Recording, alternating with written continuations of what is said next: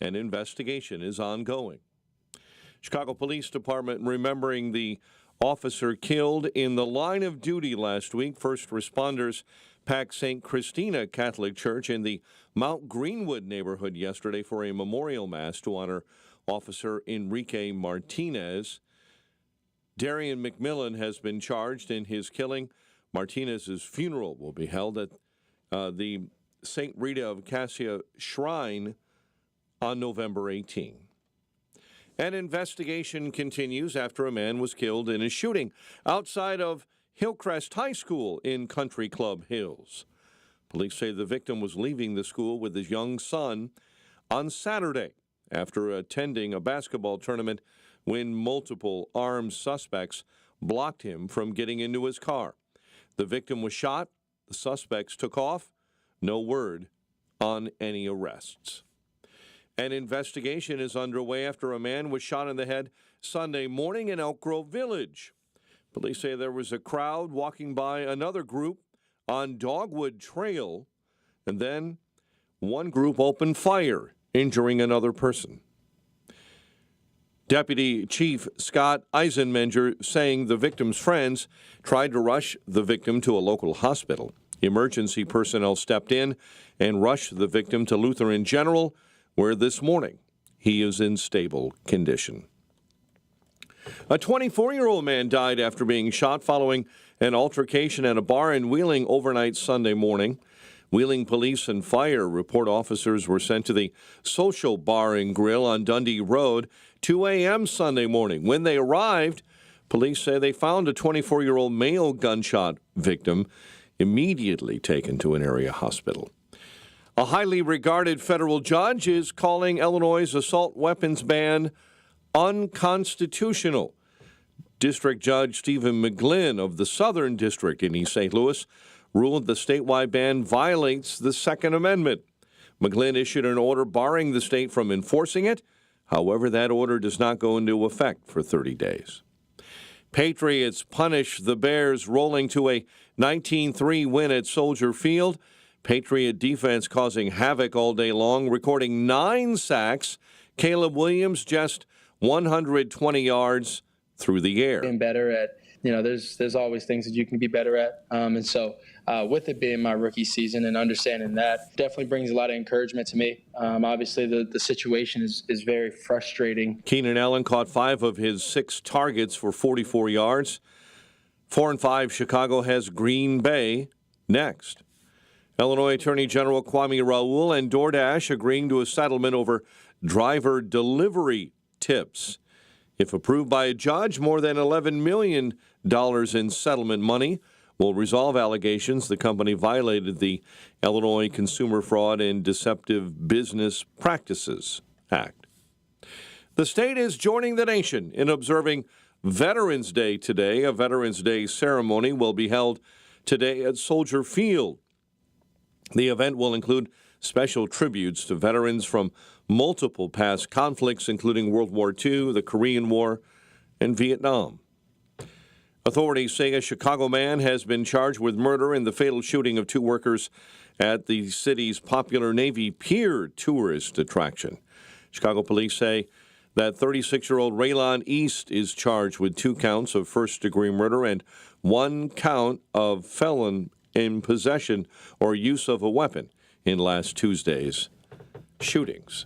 Jurors in the trial of the state of Indiana versus Richard Allen are set to begin day 4 of deliberations later today, while the bribery and racketeering trial of former Illinois House Speaker and Democrat Party of Illinois Chairman Michael Madigan is set to resume after a 4-day weekend.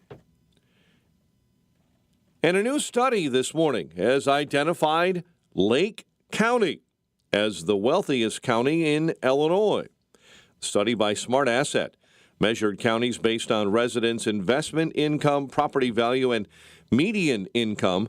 DuPage County came in second, followed by Kendall County. The Blackhawks survive a late rally to beat the Wild 2-1 in overtime at the UC. Hawks coach Luke Richardson saying Peter Mrazek had a fantastic game between the pipes. Absolutely. He was really dialed in and, definitely the best player on both teams tonight, I think, for sure. And I think, I thought we played a really solid game, but he was there all game when we needed him. Philip Kurashev lit the lamp with the game winner in the second minute of the extra frame. Chicago visits Seattle Thursday. The Bulls overcome an 18-point deficit in a 125-113 win over Atlanta. The Bulls host the Cavaliers tonight. College hoops, number 24 Fighting Illini remain undefeated with a rout of SIU Edwardsville. They host Oakland University on Wednesday. Northwestern lost to Dayton over the weekend. The 1-1 Wildcats will host the Flames of UIC tomorrow night. DePaul welcomes Mercer tonight. The news is a service of Trim Light Chicago. Don't let hanging holiday lights get you in a Scrooge mood. 'Tis the season to save time, money, and energy with permanent programmable holiday lighting for your home. Get a free quote today at trimlight-chicago.com. A check of traffic and weather on the way next on AM 560. Would you like to have your mortgage or rent paid for all of 2025? That sounds like a Christmas miracle, doesn't it? Well, that's exactly what AM 560 The Answer wants to do for you. Go to 560theanswer.com/miracle to enter our Christmas Mortgage Miracle Contest presented by Team Hochberg. Enter once per day, every day between now and December 20th, and you could have your rent or mortgage paid for all of next year. Go to 560theanswer.com/miracle. This is Carol Platt-Liebau for townhall.com. Well, he did it. In one of history's great political comebacks, redemption arcs, and heroes' journeys, Donald Trump has risen like the phoenix to reclaim the White House. Beyond the sheer triumph of the human spirit, Trump's victory represents a stunning repudiation of legacy media and the permanent Washington establishment. Both these elite communities sought to make support for Trump not just unpopular, but unthinkable. But in the end, the common sense of the American people prevailed.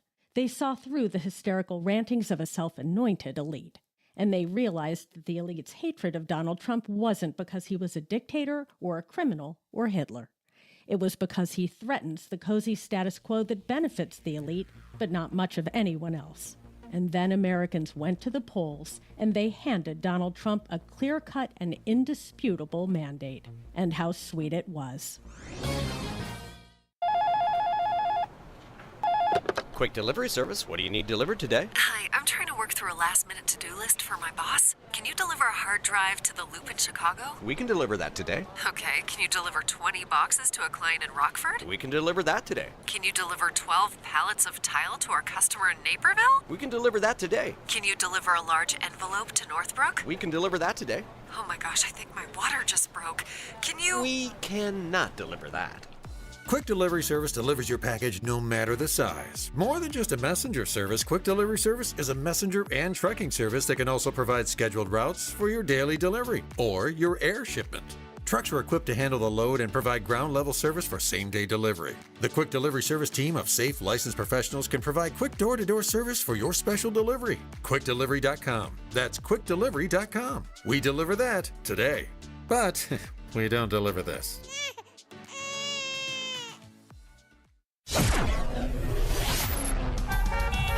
5:11. Let's get an update on the roads. Team Hochberg Traffic Center time is a service of Ready Whip.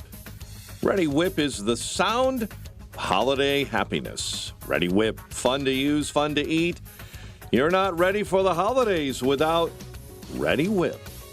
Right now, only one major problem, and it's a construction-related delay westbound on 8094 between the Indiana Toll Road and Ripley.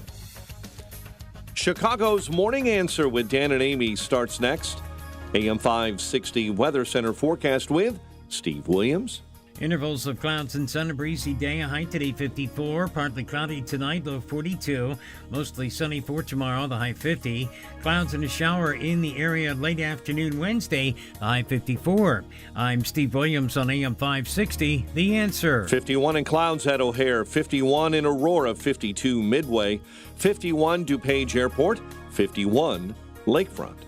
Your next news update comes your way at 5:30. Chicago's Morning Answer starts next on AM 560, The Answer. This is Sean Thompson. When you go on vacation, Does it make sense to have somebody else pack for you? Of course not. The same can be said for your retirement. Your 401k could be packed with things you don't know about or even need.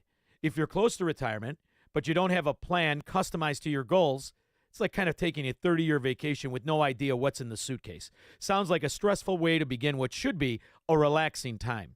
Tom Fortino at Alpha Wealth Group can help you unpack your savings and build a plan to reduce future taxes, address Social Security and health care, and a whole lot more, all with a clear, defined income strategy. Call the Alpha Wealth Group at 630-934-1855.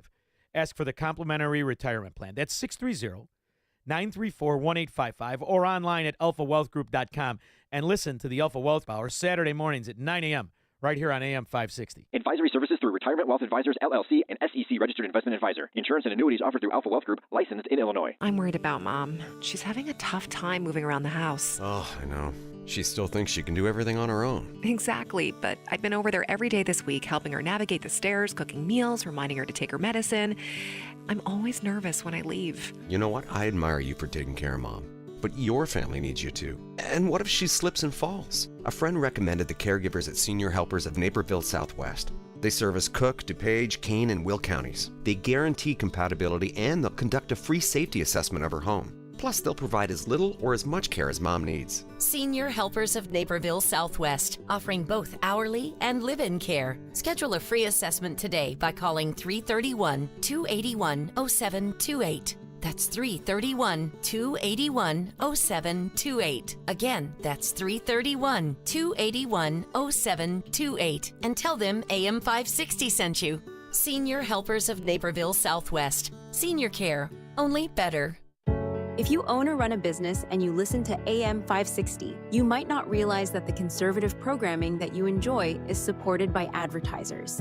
Our loyal listeners love to do business with the advertisers they hear every day on AM 560. Now, it probably won't surprise you that there are some businesses who avoid advertising with us because they don't like what we do here. And that's okay, because our audience wants to support businesses that support what we do and think like we think. We would love to have you join the list of successful companies who are already reaching new, like-minded customers. Most AM 560 advertisers have been here for years for one simple reason: they get results.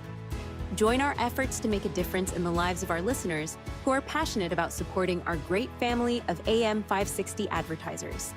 To learn more, just visit 560theanswer.com/advertise. That's 560theanswer.com/advertise. Your local State Farm agent Anthony DeGrotto combines good neighbor service with surprisingly great rates. You can combine your home, auto, and life insurance to not only save you money, but give you the peace of mind you've been looking for. Anthony DeGrotto is your go-to agent in Chicagoland. He and his team will work for you to provide the best service you expect at the price you want. Combine your home, auto, and life insurance today. Anthony DeGrotto will help you mix and match things perfectly. His State Farm office is a top pick 2024 Daily Herald Reader's Choice Award winner. He's a proud supporter of Tunnel to Towers and like-minded as you. His State Farm agency is currently looking to add members at their Roselle office. Call Anthony at 847-895-1500 today or visit DeGrottoSF.com. That's DeGrottoSF.com. Like a good neighbor, State Farm is there. Individual premiums will vary by customer. All applicants subject to State Farm underwriting requirements.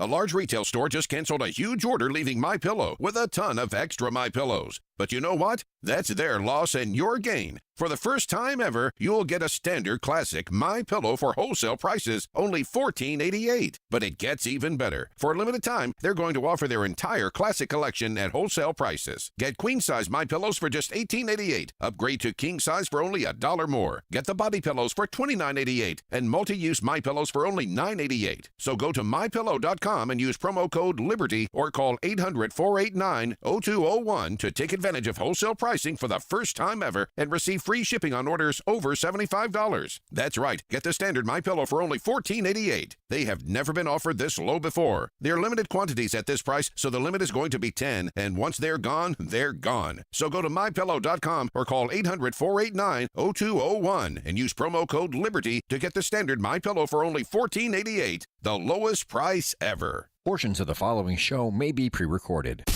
Now, from the Signature Bank Studios, this is Chicago's Morning Answer with Dan Proft and Amy Jacobson on AM 560. The Answer.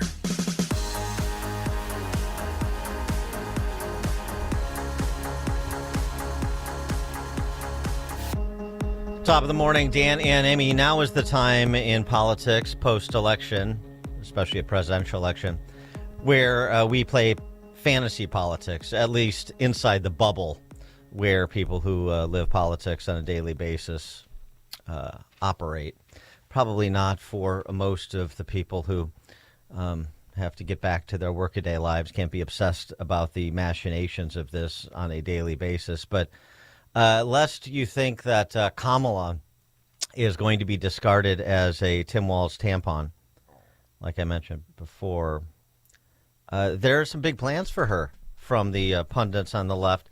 We tackled one of them on Friday, but not in full. Here is the one from Friday in commentator form. This is from CNN, of course, commentator Jamal Simmons. Where do they get these people? Joe Biden's been a phenomenal president. He's lived up to so many of the promises he's made. There's one promise left that he could fulfill, being a transitional figure. He could resign the presidency in the next 30 days, make Kamala Harris the president of the United States. Whoa. It would absolve her from being able to, from having to oversee the January 6th transition, right, of her own defeat. And it would make sure that it would dominate the news at a point where Democrats have to learn drama and transparency and doing things that the public want to see. Is the time. This is the moment for us to change the entire perspective of how Democrats Okay, this operate. has now jumped from an internet meme to a Sunday morning show. Jamal's out here right now. Congratulations. Season of House of Cards. I thought you were going to say, what about the Supreme Court? That's also out there. Well, the Supreme Court might happen. I don't know if it will. The Supreme Court is that's Bakari Sellers' rap when he goes on CNN. Another commentator. Not only am I floating it, but I want to stir up everything. I want people's heads to explode this morning, so we go into the weekend just knowing that the chaos has not ended just yet. So Kamala for POTUS, Kamala for SCOTUS, Kamala for both. 312-642-5600, turnkey.pro answer line.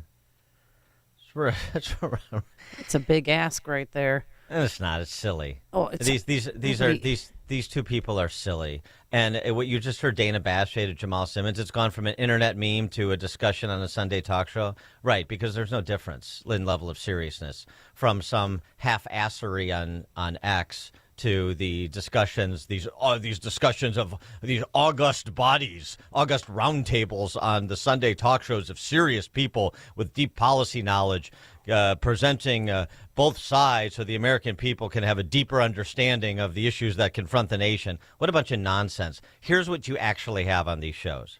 You have like mediocre intellects, apparatchiks from one side or the other that repeat talking points or literally the latest meme they saw on the internet to try to be provocative and keep their phony baloney contributor gigs on places like CNN. That's how it actually works.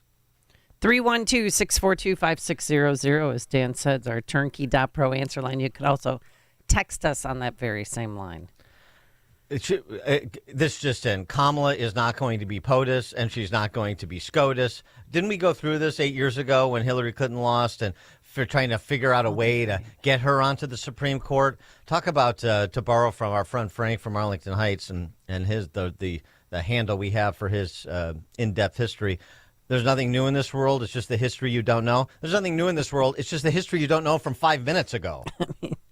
Yeah, what do they want? Sonia Sotomayor to retire because she has diabetes and she's 70?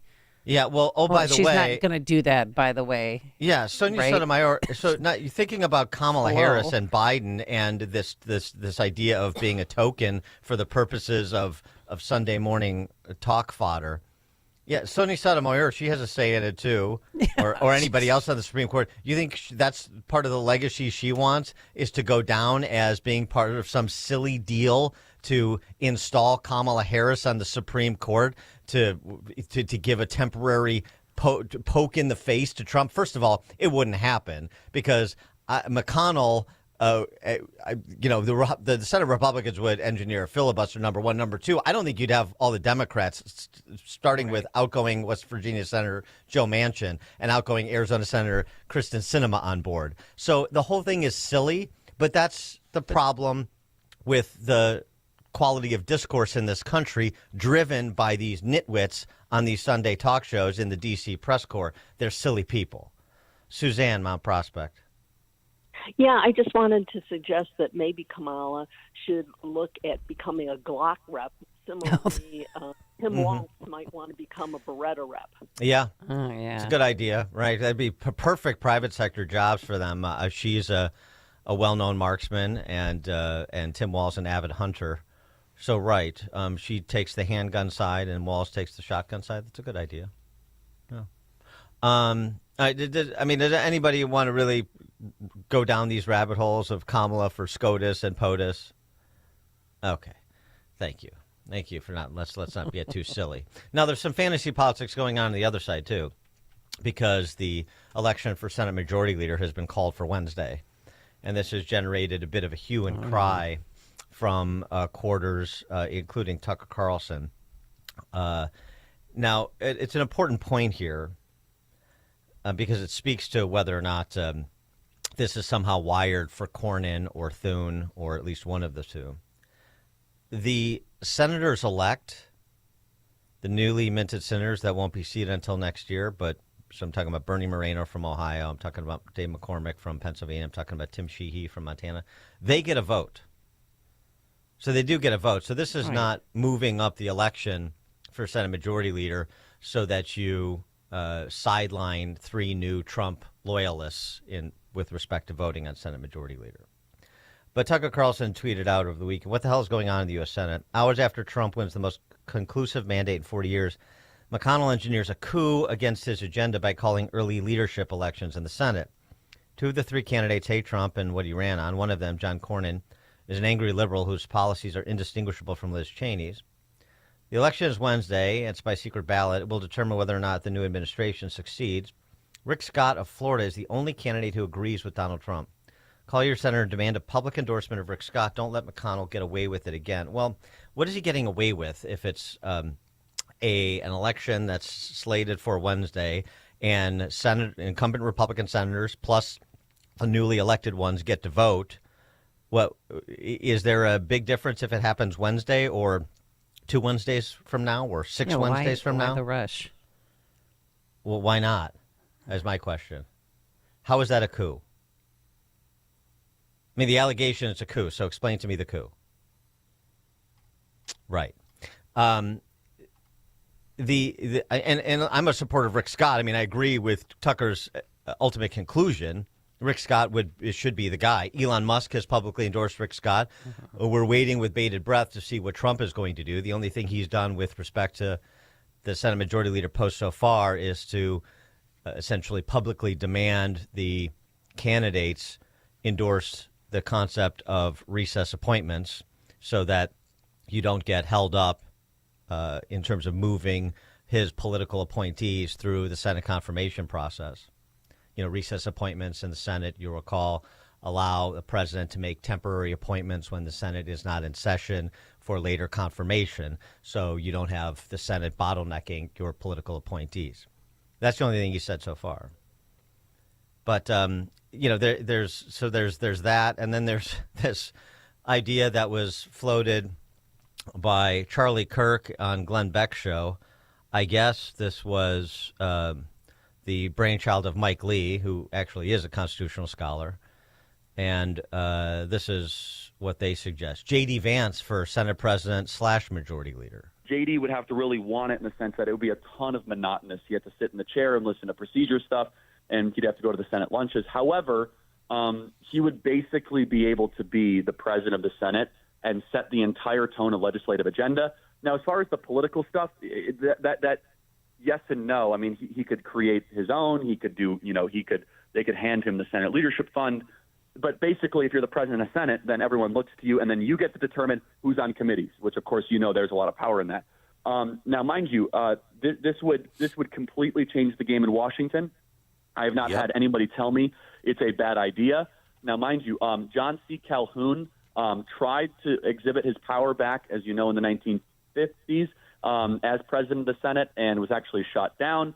So there has been some trimming of the power of the president of the Senate. However, in the Senate rules, it says the highest ranking officer is, and that's the president of the Senate, which is the VP.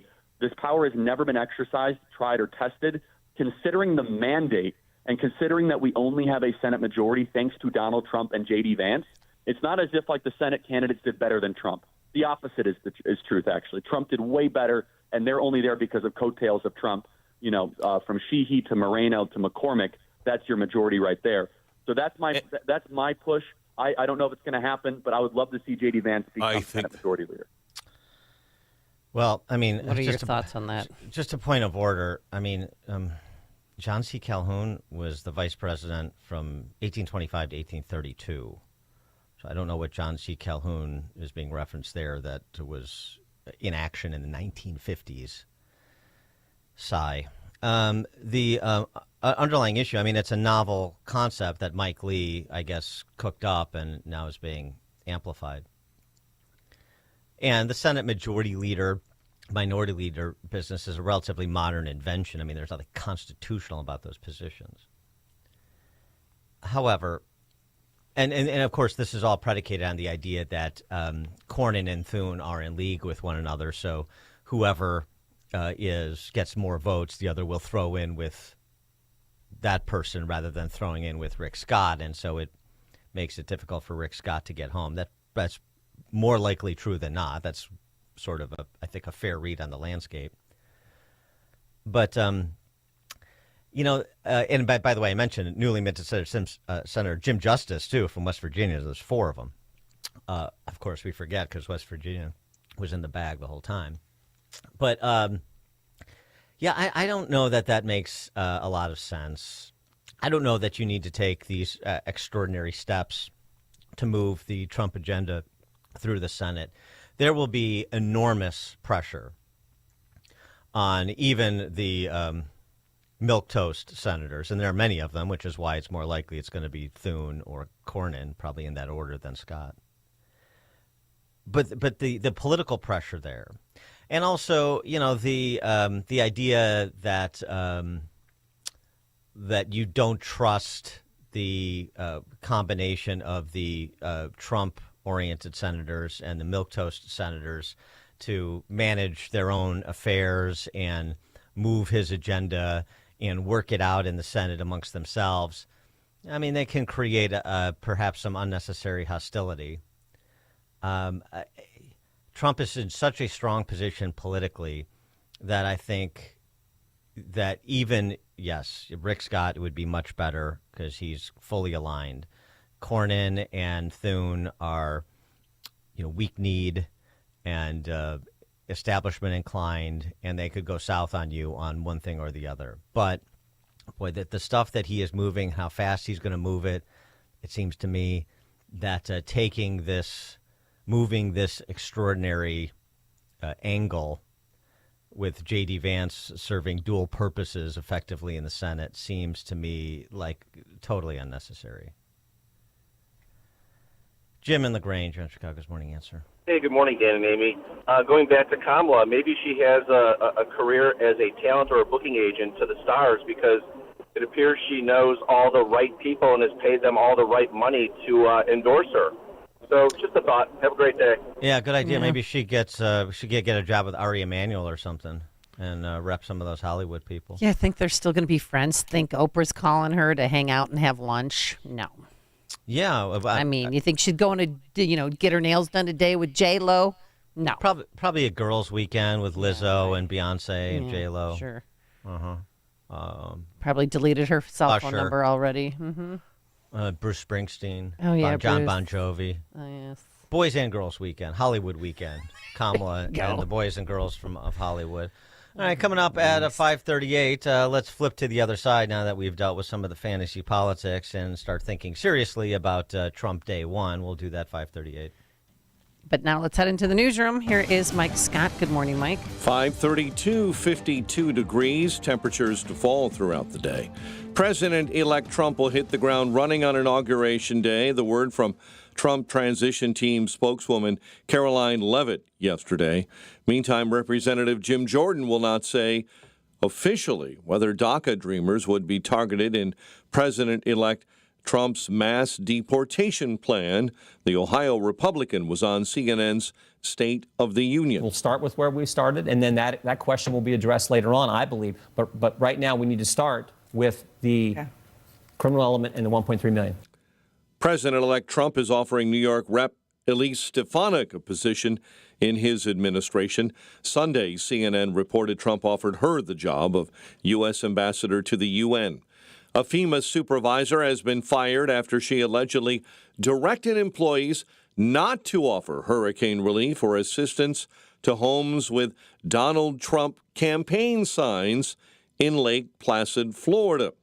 Lake Placid Mayor John Holbrook. It's unbelievable that we as human beings can't come together and work to help our communities instead of destroying it. Congressional Republicans, Florida officials, and FEMA are investigating.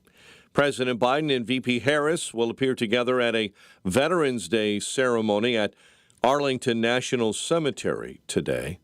The wind-driven mountain fire raging across California's Ventura County has now scorched 21,000 acres.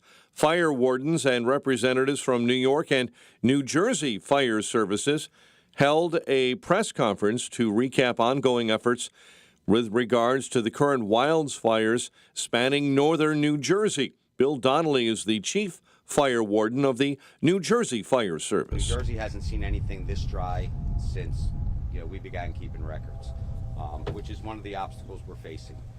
Not only is the fire burning on top of the ground, but it's burning under the ground. So it's very labor intense to put these fires out. It takes a lot of time and energy. At least one New York Parks and Recreation aide helping fight the fire has been killed.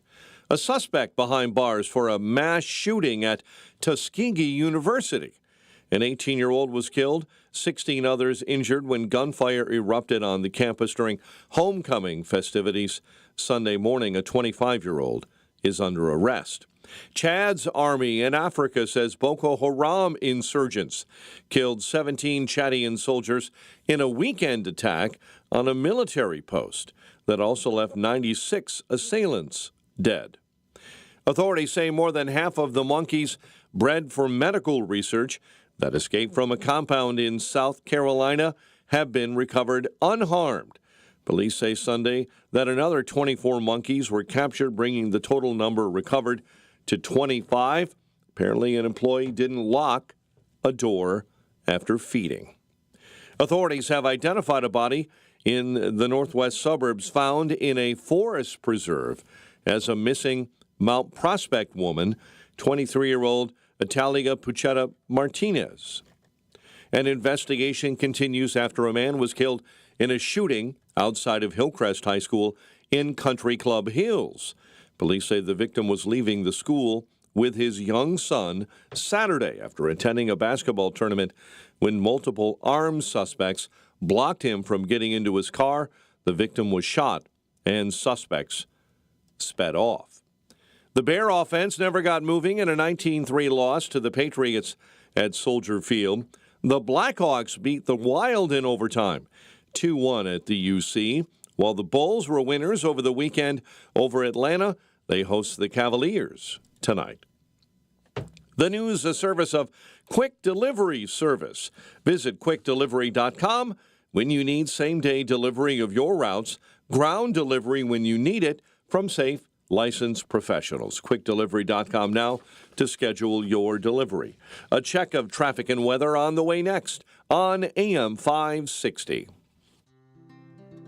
Balance of Nature's fruits and veggies supplements, changing the world one life at a time. My husband's a retired cop, and I worked in a hospital for years. I'm going out right now because I'm getting ready to paint my fence.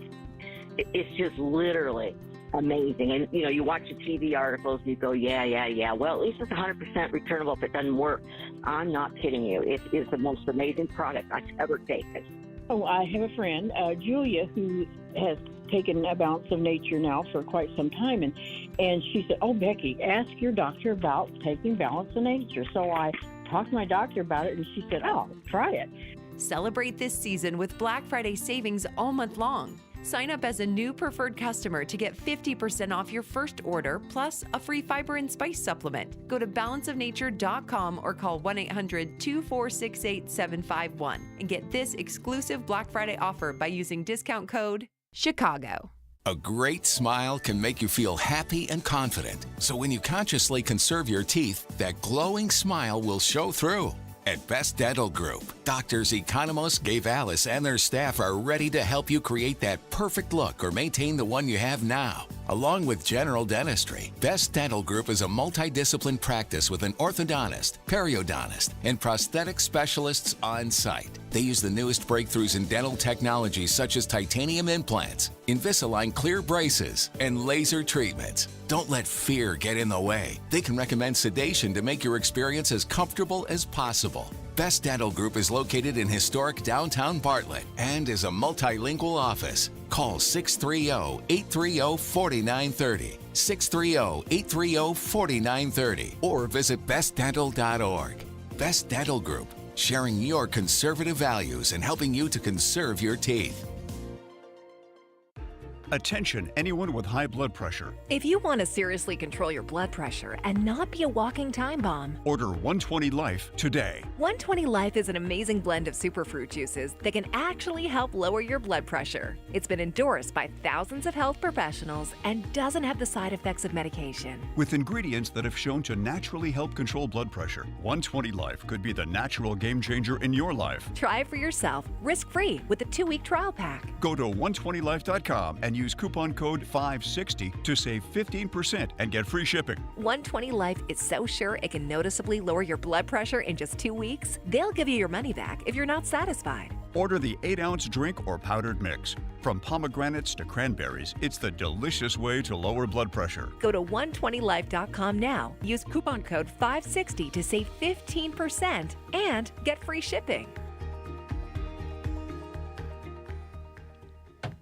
Is thinning hair or a receding hairline making you self-conscious? Try Hair Grow from New Nordic. Stop feeling embarrassed about thinning hair and start feeling your best with Hair Grow. 5:39. Let's get an update on the roads. Team Hochberg Traffic Center time is a service of almostfreeteeth.com.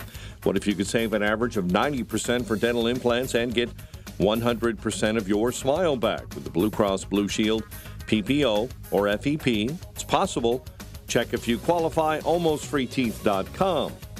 Stevenson inbound slow between Ashland and the Ryan merge. You have a slow inbound Ryan ramp this morning. 8094 slows up westbound between the Indiana Toll Road and Ripley. Chicago's Morning Answer with Dan and Amy continues next. Now, your official Chicagoland weather forecast. Breezy, intervals of clouds and sun, high 54. Partly cloudy and 42 overnight. Sun and 50 tomorrow. 52 right now, cloudy skies. Next news at 6. Chicago's Morning Answer continues next on AM 560, The Answer. Now, from the Signature Bank Studios.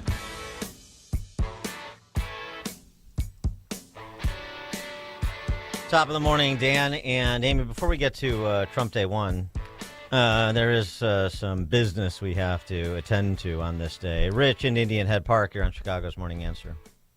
Yes, good morning, Dan. Good morning, Amy. Amy, I'd like to wish you and your son a happy birthday along with Dan's father. Oh, that's right. And one other Rich, thing. please sing happy birthday to Amy in your best Marilyn Monroe. Okay. Happy birthday to you. Not a great Happy Marilyn birthday Monroe. to you. Dan. Happy birthday, dear Amy, your son and Dan's father, too. Happy birthday to you. So my dad and her son don't get their own happy birthday. They just get thrown in with Amy. Is that what you're saying? Yes. Jeez. Sort of cheap. All right. Thanks very Thank much, you, Rich. We One other appreciate thing, that. one other Oh, thing yes, before yes, you go. sir. Yes, sir. I want to ask everyone out there to say a special prayer today for our veterans. Yep. And especially for all our heroes who lost their lives so we can enjoy the freedoms we have today. You guys have a great day and a great week. Thank you. Very good, Rich. You're a good man. Also, say a prayer for Enrique Martinez and his family as his funeral service is today at St. Christina's on the south side, I believe. All right, let's get to Trump day one. I know we need to spend some time assessing the other side's meltdowns and general reactions and cavalcade of nonsense since Tuesday. But let's do what Trump tries to do, which is accentuate the positive, focus on some positive thinking here, since there's much reason to be optimistic.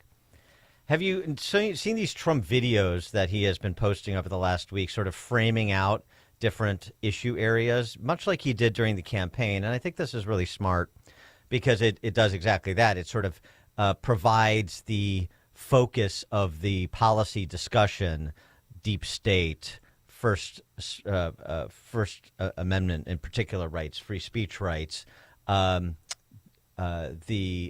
drug cartels and related border security issues, as well as the mutilation of children, gender identity politics. Yep.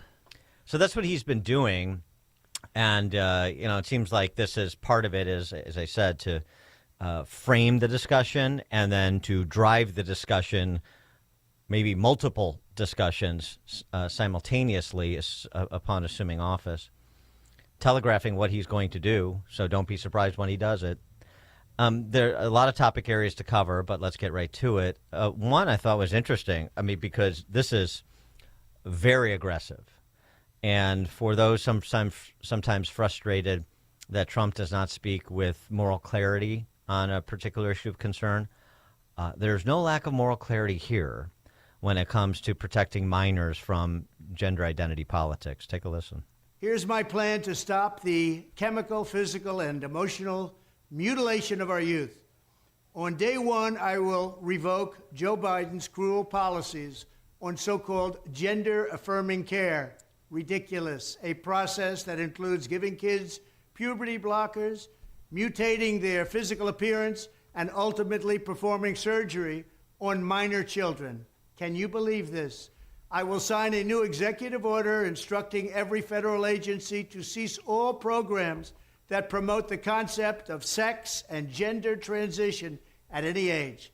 I will then ask Congress to permanently stop federal taxpayer dollars from being used to promote or pay for these procedures and pass a law prohibiting child sexual mutilation in all 50 states. It'll go very quickly.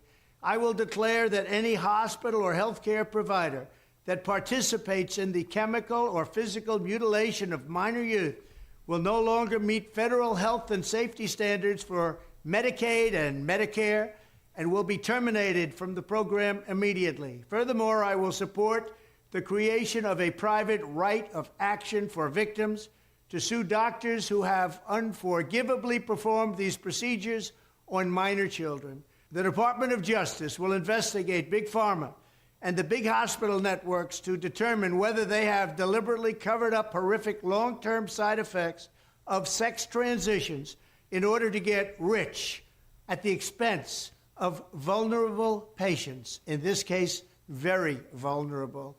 We will also investigate whether Big Pharma or others have illegally marketed hormones and puberty blockers which are in no way licensed or approved for this use. My Department of Education will inform states and school districts that if any teacher or school official suggests to a child that they could be trapped in the wrong body, they will be faced with severe consequences, including potential civil rights violations for sex discrimination and the elimination of federal funding. As part of our new credentialing body for teachers, we will promote positive education about the nuclear family, the roles of mothers and fathers, and celebrating rather than erasing the things that make men and women different and unique. I will ask Congress to pass a bill establishing that the only genders recognized by the United States government are male and female, and they are assigned at birth. The bill will also make clear that Title IX prohibits men from participating in women's sports, and we will protect the rights of parents from being forced to allow their minor child to assume a gender which is new and an identity without the parents' consent. Did he leave anything out? Wow. I don't think so. 312-642-5600, turnkey.pro answer line. You could also text us on this very same line. I mean, that is a 180. Just beginning with the idea that the federal government will officially recognize there are two sexes, male and female. Just to again repeat the bullet points here, it's reversing Biden's policies across the board, as you heard at the end, from Title IX interpretation as it pertains to men playing women's sports at the at the K through college levels, to cutting off the funding, and also exposing individual doctors. That's the thing that got me. to potential civil and maybe criminal liability. The criminal will be difficult, depending on the exact nature of a particular case, but civil, well, certainly it's a lower standard. Every federal agency to cease all programs that promote the concept of sex and gender transition at any age. What are they going to do with that wing then? They're at Lurie's Children's Hospital. That's up to Lurie's Children's Hospital. Stop federal taxpayer dollars from being used to promote or pay for these procedures. Pass a law prohibiting child sexual mutilation in all 50 states. Any hospital or healthcare provider that participates in the chemical or physical mutilation of minor youth no longer meet health and safety standards for Medicaid and Medicare, and they'll be kicked out of the programs. Wow. The right of private action for victims to sue doctors, investigating big pharma and the big hospital networks, determining whether they've deliberately covered up long-term side effects. Part of the cover-up is not doing the necessary studies up front before you green-light these procedures, before you advocate for these procedures. They've ignored research that suggests danger. They've ignored the Cass report from across the pond that shut down these programs under NIH in England, and then they don't do the studies. Well, that's willful blindness, and that's negligence, especially when you're a medical professional. Inform states and school districts that if any teacher or school official suggests to a child they could be trapped in the wrong body, they'll face severe consequences.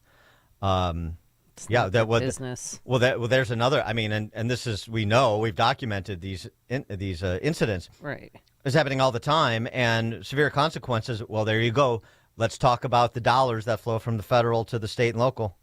Got a text message. Dear woke teachers, anybody that discusses sexuality with kindergartners is a predator, not a teacher. Well, and don't forget what we know. We've got inventory on this thanks to the work of Do No Harm, which is an organization, nonprofit advocacy organization that opposes this quote-unquote gender-affirming care, which is more accurately child mutilation and exploitation.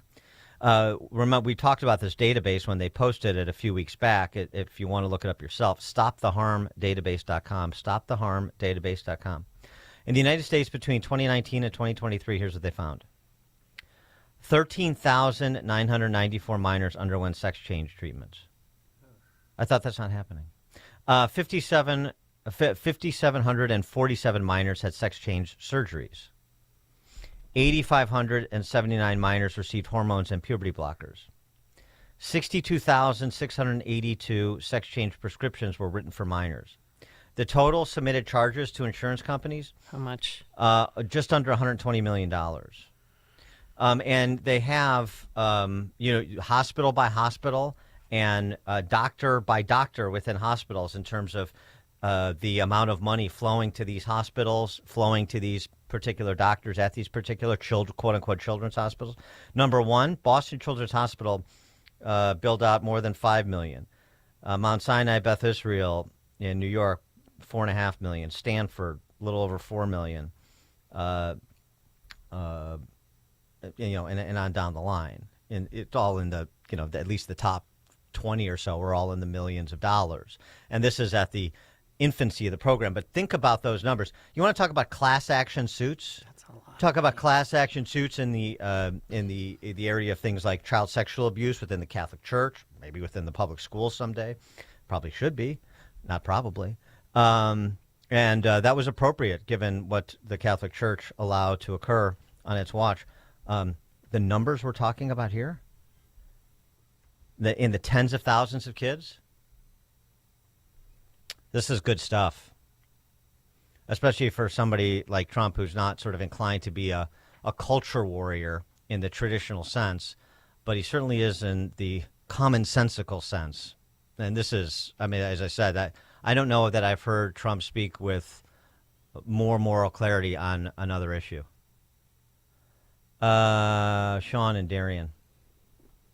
Morning, guys. This is why I've been a Trump supporter from day one. He's got the stones to attack these evil, evil people. He's going to protect our children when we cannot protect them. And two of the most important things I think he's bringing back is morality and values, which this country needs so desperately bad. Thank you, guys. Thanks for the call, Sean. Is that note about Enrique Martinez in terms of his service? Oh, so I guess Mike Scott's the mass was was yesterday. That makes sense. The funeral is today at 18th. On the south side at St. Rita's. Okay, all right. Just to clarify that. Okay. All right. Tom, Blue Island. Dan and Amy, good morning. For 4 years, they've been using young kids who have psychological issues, who knows, brought on by what, their family or whatever.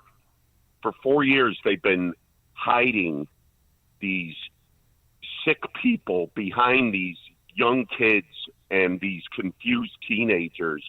Can you guys imagine what's going to come out in the next 4 years about what they've been doing to kids for these 4 years? This is almost like a gift from God. It is a gift from God.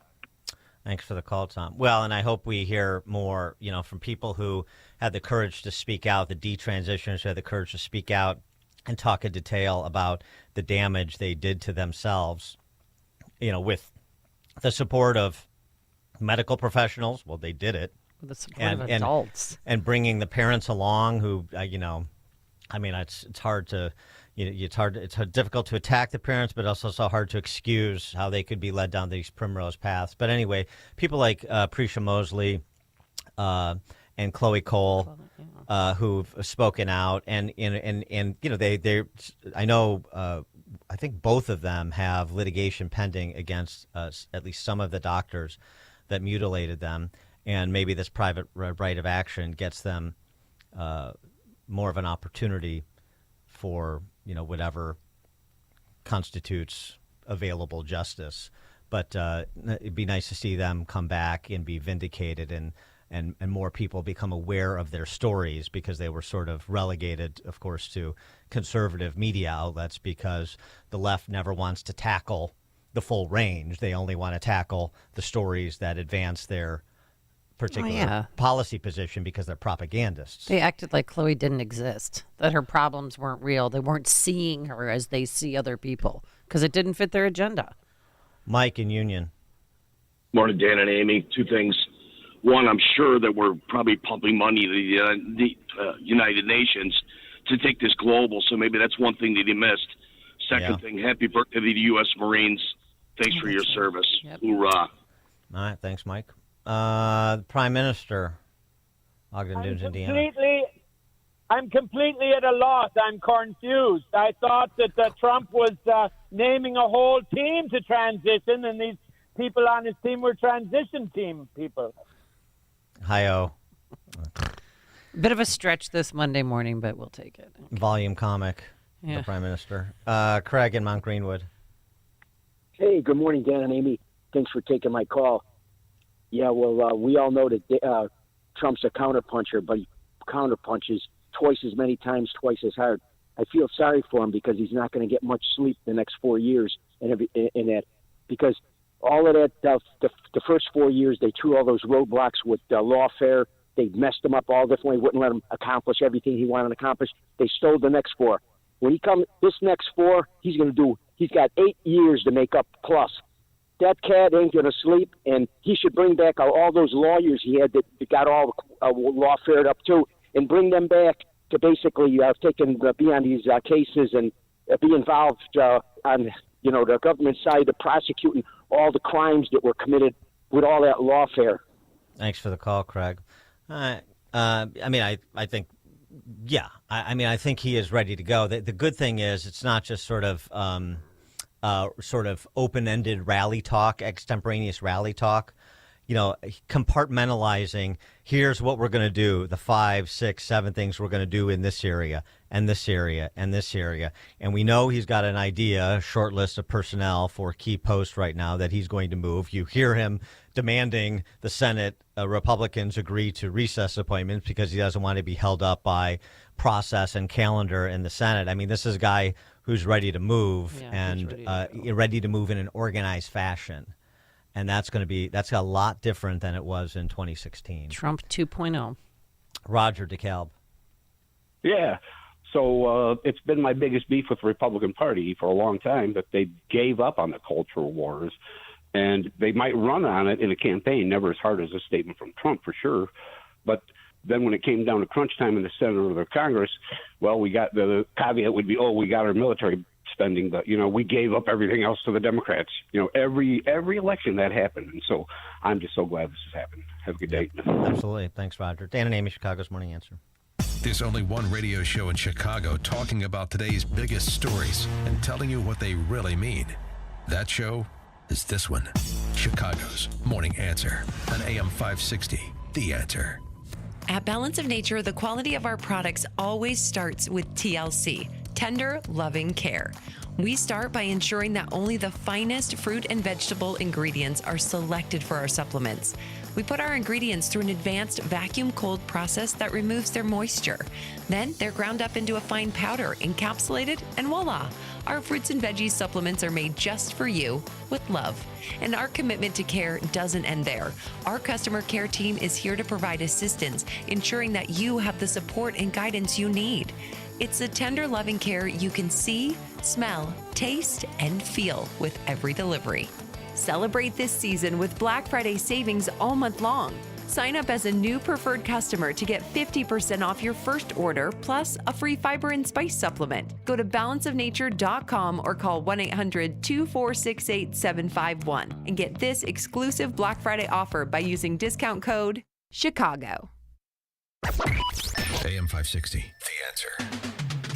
All right, coming up on Chicago's Morning Answer. At 6:06, Trump has a plan for the censorious left, too. We'll pick it up, 6:06. Today, high of 54 degrees at 6 a.m., WIND, Chicago. Members of his inner circle, C.J. Pump of Fox News, 70 days until Inauguration Day, January 20, 2025. President-elect Donald Trump and his transition team filling up his cabinet. Fox's Madeline Rivera has more from Trump. He made this announcement on Truth Social last night. Tom Homan will be joining the Trump administration in charge of our nation's borders, the border czar. There is nobody better at policing and controlling our borders. Likewise, Tom Homan will be in charge of all deportation of illegal aliens back to their country of origin. Trump also shared this news with the New York Post last night. Trump told the Post, "I am honored to nominate Chairwoman Elise Stefanik to serve in my cabinet as U.S. Ambassador to the United Nations. Elise is an incredibly strong, tough, and smart America First fighter." The new Trump border czar, Tom Homan, appeared on Fox Business before the announcement. You concentrate on the public safety threats and the national security threats first, because they're the worst of the worst. So it's going to be the worst first. But what about the cost? The American Immigration Council, a nonpartisan advocacy group, estimates it will cost taxpayers more than $300 billion, giving Congress a role to play as some newly elected lawmakers appear ready to assist. The plan faces legal and logistical challenges, as governors in some Democrat-run sanctuary jurisdictions say they won't cooperate. Even before the new administration begins to undo Biden-era policies, a federal judge in Texas threw out a recent attempt to legalize illegal immigrant spouses of U.S. citizens. DHS telling Fox it is deeply disappointed, adding the plan is grounded in well-established legal authority. Fox's Griff Jenkins. It's Veterans Day. The White House says President Biden, Vice President Harris will take part this morning in ceremonies at Arlington National Cemetery, where the annual laying of a wreath at the tomb of the unknown soldier will take place. America is listening to Fox News.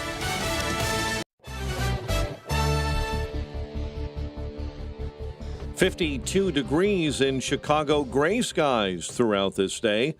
Our time is 6:02 on AM 560. The Answer. Authorities have identified a body found in a northwest suburban forest preserve as a missing Mount Prospect woman. The woman later identified as 23-year-old Natalia Puchetta Martinez. Chicago Police Department remembering the officer killed in the line of duty last week. First responders packed St. Christina Church in Mount Greenwood yesterday for the Memorial Blue Mass. Darian McMillan has been charged in Officer Enrique Martinez's killing. Martinez's funeral will be held November 18th at the St. Rita of Cascia Shrine in the Ashburn neighborhood. An investigation continues after a man was killed in a shooting outside Hillcrest High School in Country Club Hills. The victim was shot, suspect sped off, no word on arrests. An investigation is underway after a man was shot in the head early Sunday morning in Elk Grove Village. There was a group walking by another crowd on Dogwood Trail that opened fire on that crowd, injuring one person. Emergency personnel eventually rushed the victim to Lutheran General Hospital, where he said this morning to be in stable condition. A 24-year-old man died after being shot following an altercation at a bar in Wheeling overnight Sunday. Police found a 24-year-old male gunshot victim who was immediately taken to an area hospital and later died. A highly regarded federal judge is calling Illinois' assault weapons ban unconstitutional. U.S. District Judge Stephen McGlynn of the Southern District in East St. Louis ruled the statewide ban violates the Second Amendment. However, that order does not go into effect for 30 days, and Attorney General Kwame Raoul quickly filed an appeal. The Bears' offense never got moving in a 19-3 loss to the Patriots at Soldier Field. Blackhawks survive a late rally to beat the Wild 2-1 in overtime at the UC. The Bulls overcome an 18-point deficit and beat Atlanta over the weekend. They host the Cavaliers. Later on tonight, college hoops tonight. DePaul welcomes Mercer. The news service of Valdecass Windows for the discerning homeowner looking for high-quality and professional-level window replacement service. Contact Valdecass Windows, your award-winning Platinum Elite Pella-certified contractor. Valdecass.com. A check of traffic and weather on the way next on AM 560.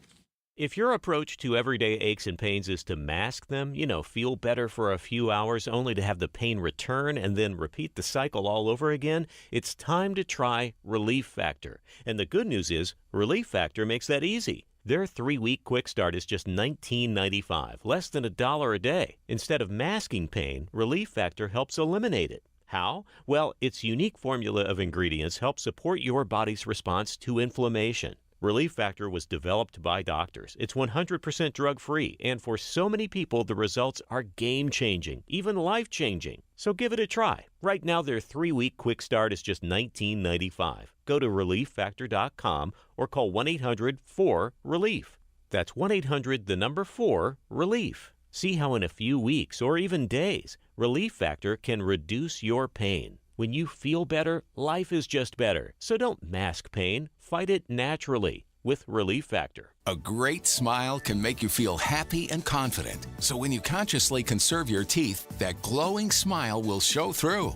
At Best Dental Group, doctors Economos, Gavalis, and their staff are ready to help you create that perfect look or maintain the one you have now. Along with general dentistry, Best Dental Group is a multidiscipline practice with an orthodontist, periodontist, and prosthetic specialists on site. They use the newest breakthroughs in dental technology such as titanium implants, Invisalign clear braces, and laser treatments. Don't let fear get in the way. They can recommend sedation to make your experience as comfortable as possible. Best Dental Group is located in historic downtown Bartlett and is a multilingual office. Call 630-830-4930, 630-830-4930, or visit bestdental.org.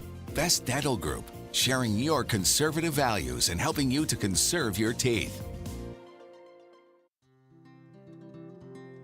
Balance of Nature's fruits and veggies supplements, changing the world one life at a time. Going on 72 in July. I swim. I'm a swimmer. I play pickleball, and I play golf.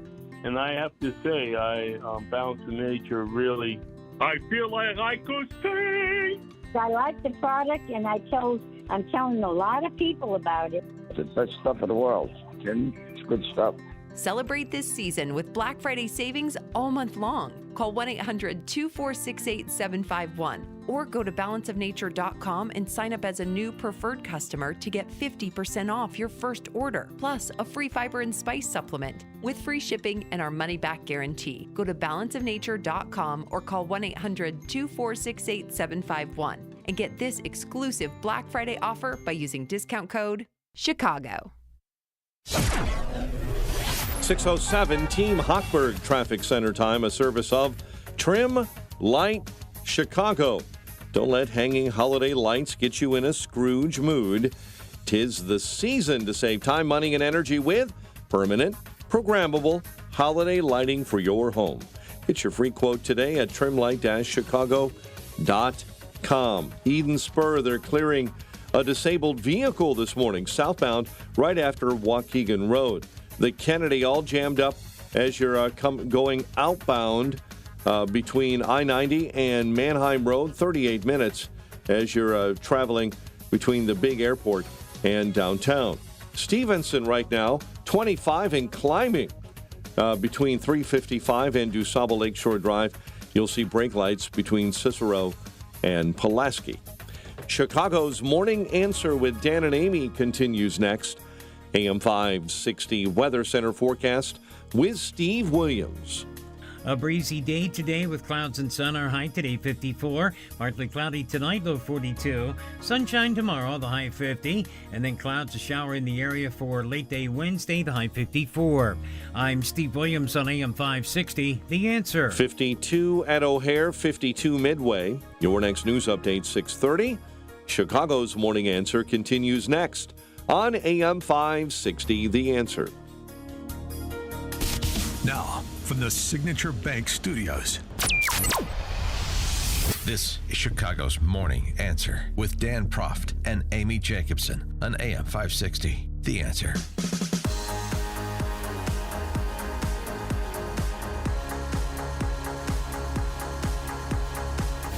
Top of the morning, Dan and Amy. We're talking Trump day one. Forget first 100 days. Let's just talk about day one because it looks like there's going to be action on a lot of tracks running parallel. We just talked about his detailed plan when it comes to the Biden gender-affirming / child mutilation culture of the last 4 years. Another one, I know you heard the news at the top about Tom Homan being announced as the point man for Trump's deportation plan, and Elise Stefanik, the congresswoman from New York State, slated to be his U.S. ambassador to the UN. We'll get to those and what Trump had to say about waging war on the Mexican drug cartels, because he's got a plan on that, too. But I wanted to get to free speech, that was so central to his campaign. It's been fundamental to the landscape over the last 4 years, the censorious left. I mean, essentially, not just people being canceled, but people being subjected to lawfare. I mean, fundamentally, most of the persecutions of Trump and ordinary Americans have been under the heading of thought and speech crimes. So reestablishing the wide protections of the First Amendment, really important. And Elon Musk thinks so, too. That's been central, of course, to his support for President Trump. So the video that he posted, Trump did, outlining his plans when it comes to protecting freedom of speech from all of those actors, both state and non-state, that would restrict, unconstitutionally restrict, Americans' right to express themselves. First, a statement of principle. If we don't have free speech, then we just don't have a free country. It's as simple as that. If this most fundamental right is allowed to perish, then the rest of our rights and liberties will topple Just like dominoes, one by one, they'll go down. That's why today I'm announcing my plan to shatter the left-wing censorship regime and to reclaim the right to free speech for all Americans. And reclaim is a very important word in this case because they've taken it away. In recent weeks, bombshell reports have confirmed that a sinister group of deep state bureaucrats, Silicon Valley tyrants, left-wing activists, and depraved corporate news media have been conspiring to manipulate and silence the American people. They have collaborated to suppress vital information on everything from elections to public health. The censorship cartel must be dismantled and destroyed, and it must happen immediately. 312-642-5600, turnkey.pro answer line. So that's the statement of principle. Here's the policy. I will sign an executive order banning any federal department or agency from colluding with any organization, business, or person to censor, limit, categorize, or impede the lawful speech of American citizens. I will then ban federal money from being used to label domestic speech as mis- or disinformation.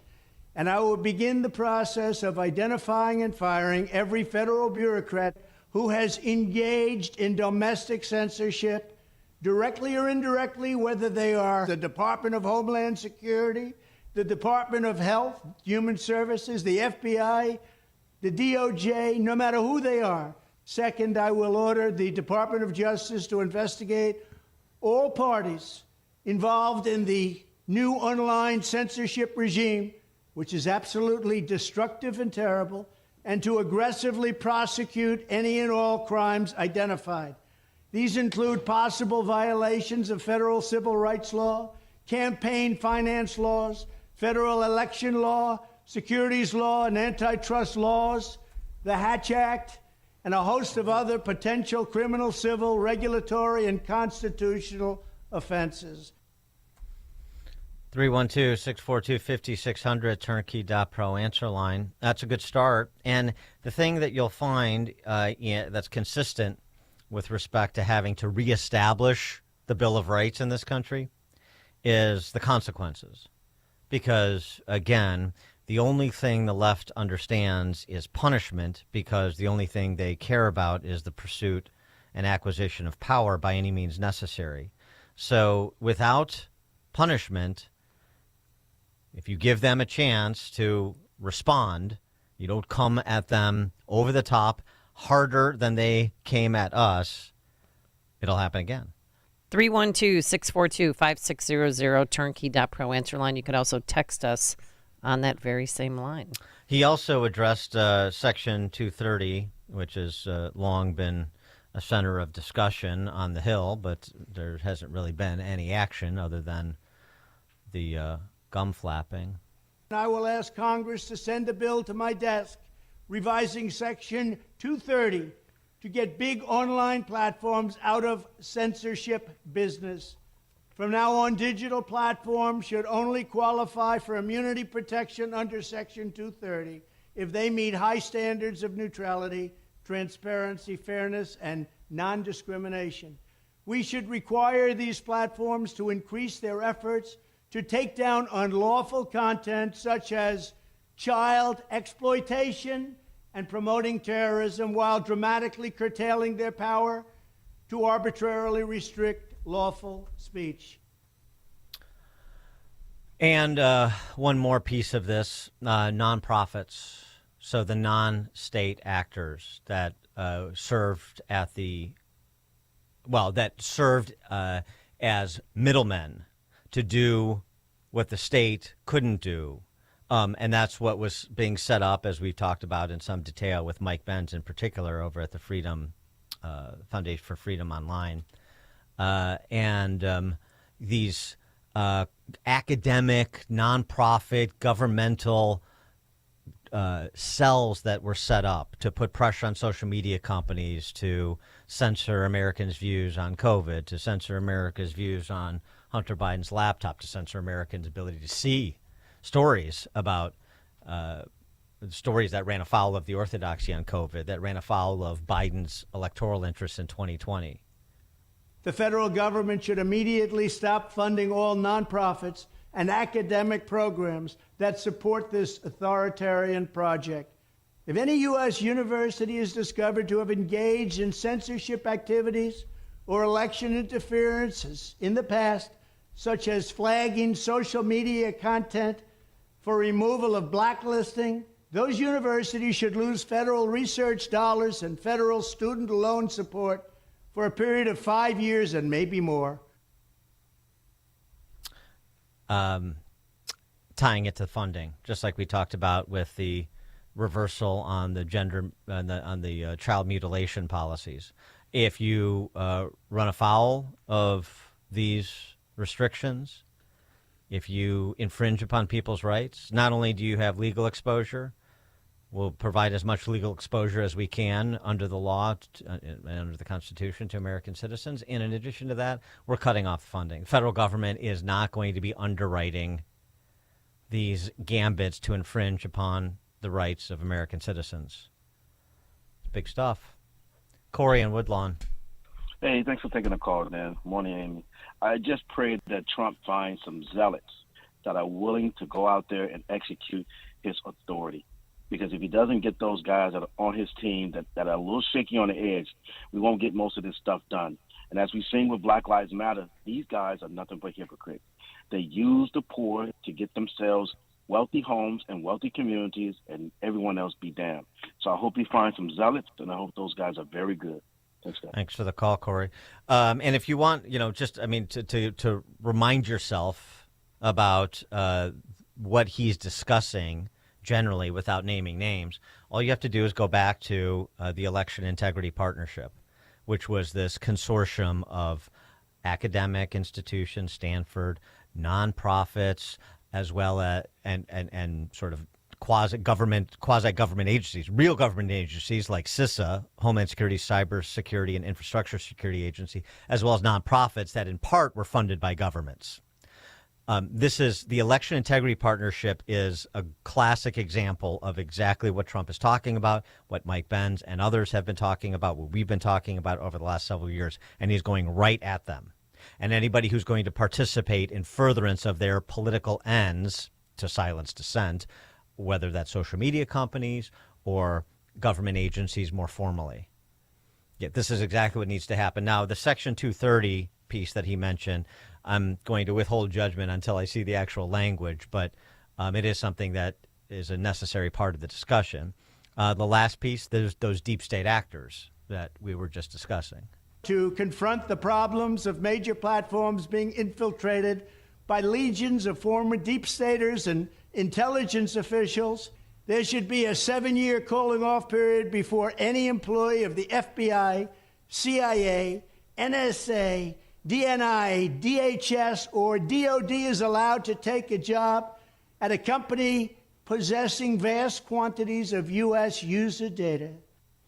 That's interesting, too. I mean, making these cooling off periods a lot longer so you essentially disincentivize the revolving door from government to these industries that you had just regulated, and now you can sort of influence on the other side of the aisle. The agency capture that happens as a matter of routine in government generally and at the federal level in particular here. So this the cooling off period, the liability exposure, the funding piece of it, these are all the component parts that are necessary to change the culture in these agencies. Janice in Morocco, Indiana. Hi. As I listened to commentary on election night, I thought Kevin O'Leary said something interesting. He said no matter what this country goes through, it has an innate ability to fix itself, to set itself back on the right course, which I believe manifested itself in Trump being reelected, only through the hand of Almighty God, of course. Just as in nature, nature has the ability to cleanse, heal, revive, and restore itself. Thanks for the call, Janice. Sean, Northwest Side. Hey, I really want to hear Trump talk about prison reform and recidivism. I think the best way to do that is to require all throughout the whole country bring back conjugal visits, because that is an untapped dating market that I'd really like to get into. Oh my God. Okay. All right. Sean from Northwest Side would like access to women's prisons. I assume it's women's prisons. Maybe He's I got a shouldn't. girl on the inside, huh? Jordan in Antioch. Good morning. Like I told you, screener. Way back when Anthony Fauci, all the things that were coming out about him and COVID and everything, I always thought, in the back of my mind, I thought humorous. It'd be a really good, profitable job to be Anthony Fauci's real estate agent looking for land in extradition-free countries. But now, with what he's rolling out, what Trump's rolling out, this is going to get real interesting, and I'm really interested to see how it shakes out. God willing, he can get this done, because he's going to come up to pressure from both sides. But because everybody's, there's a lot of people on both sides that have their fingers in this. But it's going to be interesting to see when you start to see who starts lawyering up, and the other thing, about the funding, not only the cutting off of the funding when you have these agencies that are involved in this, but I want to know who's funding them during this. I think that's going to be pretty insightful as well, as who's funding these hospitals, what groups are funding these censorship agents, what groups are funding the teachers' unions, where's this money coming from? Because to me, that's the real tell, right? And those are the real criminals. I mean, obviously the ones that are perpetuating it and doing it, but let's see where the money's coming from. That's when the light starts to get shined. I think it's going to be interesting. I think these guys are just going to cannibalize themselves. It's going to be glorious. It's going to be ugly, and I just pray that he can get this done, get what he wants to get done. Thanks for the call, Jordan. One just note of caution on what Trump is talking about with respect to reestablishing the general inviolate right to express yourselves. So, he said, when he talks about essentially, he's saying treating the social media platforms as public arenas, and they have to comport themselves consistent with First Amendment principles, even though they're technically private actors. Now, you can say, and I might say, well, that maybe goes a little bit further than I want to go, because it still gets the government into sort of regulating the content arena of a private actor, and that can tend to censoriousness as well.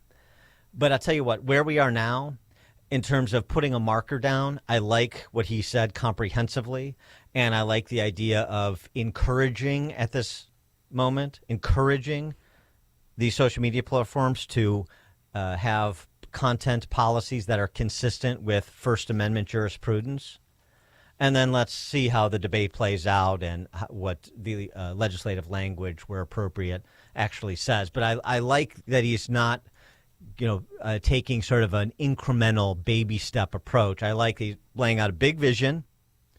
Here's the sort of culture we want, a culture that restrains government from infringing on people's rights, of course, while protecting them to exist, to coexist. Your right to free speech coexists with my right to free speech in real time, and also and sending the message. This is how we should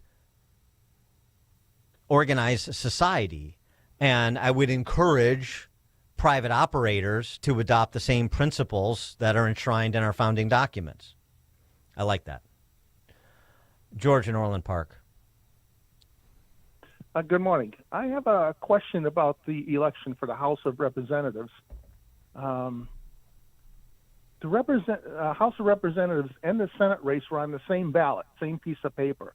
I'm curious as why it's taking so long to get these votes in for the Democrats. Not too long ago, the Republicans had 213 votes, and the Democrats had 194. And all of a sudden, when this slowdown of voting information coming in, the Democrats have increased 9, and the Republicans have only increased on 1. Are they manufacturing votes or doing something in somebody's basement somewhere? Yeah, well, thanks for the call, George. I mean, that's you've got 24 races after election night that had yet to be called in the House, and so to answer that question requires going state by state and district by district. It's not a singular answer. One more thing, we'll get back to that in more detail a little bit later on, but you still bet dollars to donuts that Republicans retain control of the House. One other matter on this free speech issue I found fascinating. Talk about the unlikeliest of places. I'm going to read just a little bit of this X thread and see if you can guess who this is. It's a Hollywood type. I have found the last 4 years to be an almost intolerable period, a very un-American period in that that any questioning, any opinions, any likes or dislikes were held to a very limited list of permitted positions in order to assess acceptability. I've never in my life known that to be an American environment. It's an environment that I've counted in smaller groupings, church, private club, clique, but never before as a national blanket. I've been suffocating. Common sense was discarded. Intellectual discussion was demonized. Only, quote-unquote, permitted position behavior and speech was allowed. Complete intolerance became almost a religion, and one's professional and social life was threatened almost constantly. Those that spoke otherwise were ruined as a warning to others. Their destruction was displayed in the town square of social media for all to see. This dampened our culture and innovation, bringing people to even think that generative AI, a regurgitation of the past, was actually our cultural future. When you starve a society of those called to be independent thinkers and cultural and intellectual innovators, you rob that society of any forward movement.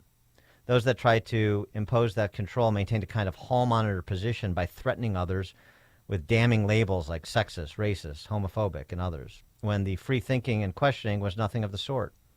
However, the mob mentality that followed caused these social convictions when there was often no evidence to support them.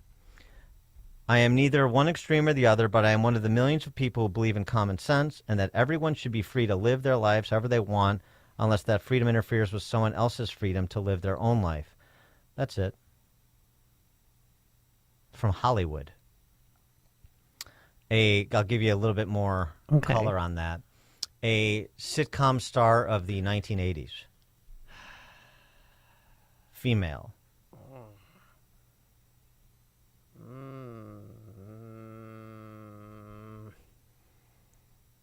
Can I have Can I have one more clue, please? Family Ties. Oh, Bateman. Justine Bateman. Yes. Yes.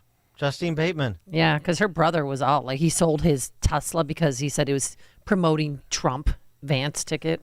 He was a crazy leftist. I did not expect that. Good for her. It's really, I mean, it's not only the position she's taken, but the thoughtfulness of it all. I thought Alex P. Keaton was the smart one. It turns out Mallory was. Yes, women are smart. All right, coming up at 6:36, we'll talk about the Pompeo-Haley ban in the Trump administration, Trump 2.0. We'll start there with Steve Bucci from the Heritage Foundation, 6:36. And speaking of Hollywood, guess what Hollywood star is taking a step back from politics after this $1 billion disaster from Kamala Harris? But now let's head into the newsroom. Here's Mike Scott. Good morning, Mike. 52 degrees, Dan and Amy, and cloudy skies throughout this day. Spokesperson for President-elect Trump's transition team says he'll sign tens of executive orders on day one. Speaking to Fox News Sunday Morning Futures, Caroline Leavitt saying Donald Trump would work with congressional leaders to pass tax cut legislation as quickly as possible. Meantime, the president is also speaking with leaders from the Middle East in the days after winning back the presidency. Fox's Matt Finn has more from Tel Aviv. The Trump team tells me that these leaders and they want the fighting to end, and they think he is the one who will be able to do it. Now, the most recent peace talks in Qatar between the United States, Israel, and Hamas failed. The Biden administration has now asked Qatar to kick Hamas out of its country. Now, from the Israeli side, Prime Minister Netanyahu talking about Trump, saying we see eye to eye on the Iranian threat in all its components and the danger posed by it. We also see the great opportunities before Israel in the expansion of peace and in other realms. About 100 hostages remain in Gaza from the October 7 terror attacks. A Veterans Day ceremony today will mark the first public appearance together since the election for President Biden and Vice President Harris. The two will participate in a wreath-laying ceremony at the Tomb of the Unknowns at Arlington National Cemetery. A New York State forest ranger is dead, the first fatality resulting from the many wildfires burning on the East Coast. 18-year-old Dariel Vasquez was stationed in Greenwood County, where the Jennings Creek wildfire, which began in West Milford, New Jersey, spread across the border into New York. He died after being struck by a falling tree. Orange County Executive Stephen Newhouse says firefighters are continuing to work around the clock. This fire's been going on the Jersey side, has now spread over to the New York side, but we also have some other pop-up fires that we've been dealing with. We're going to continue to work with our first responders. The Jennings Creek wildfire has scorched more than 2,500 acres. It is one of several fires burning throughout the Garden State. Larry Kofsky, NBC News Radio. Authorities have identified a body found in a northwest suburban forest preserve as that of a missing Mount Prospect woman. The body was located yesterday in the Bussey Woods, identified later as 23-year-old Natalia Puchetta Martinez. An investigation continues after a man was killed in a shooting outside Hillcrest High School in Country Club Hills.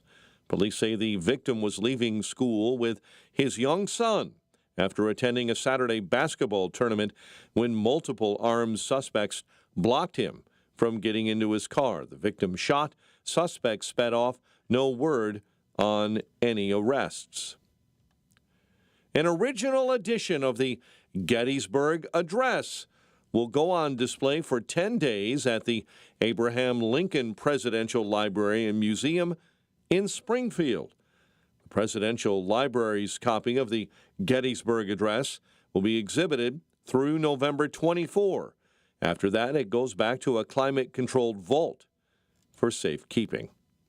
The Bears' offense never got moving in a 19-3 loss to the Patriots at Soldier Field.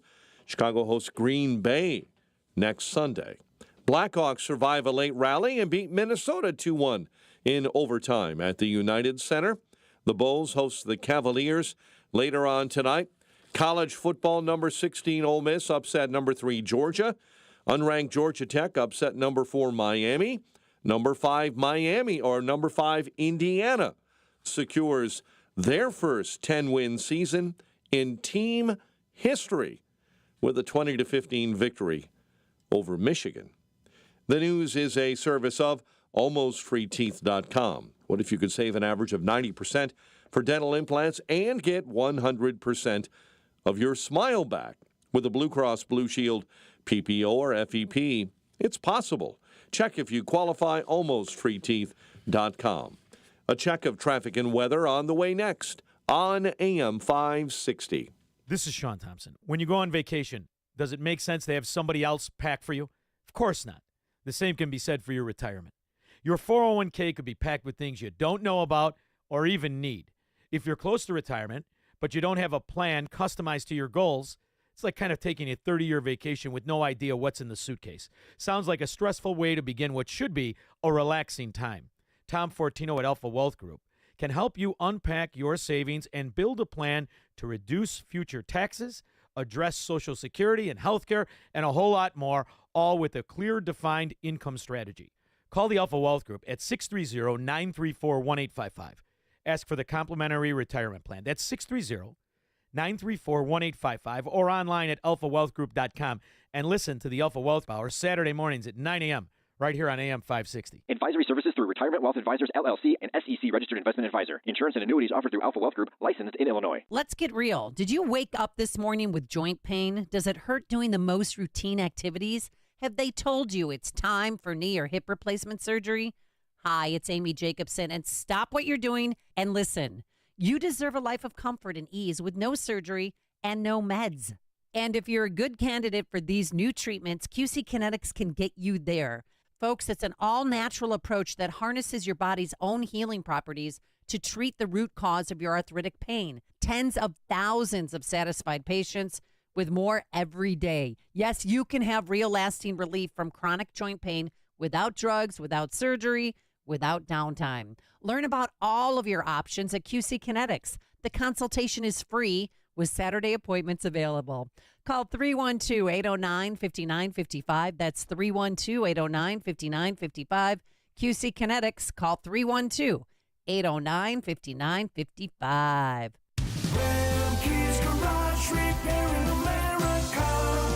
Are you looking for a trustworthy garage to keep your Dodge Ram 45 or 5500 Cummins engine in tip-top shape?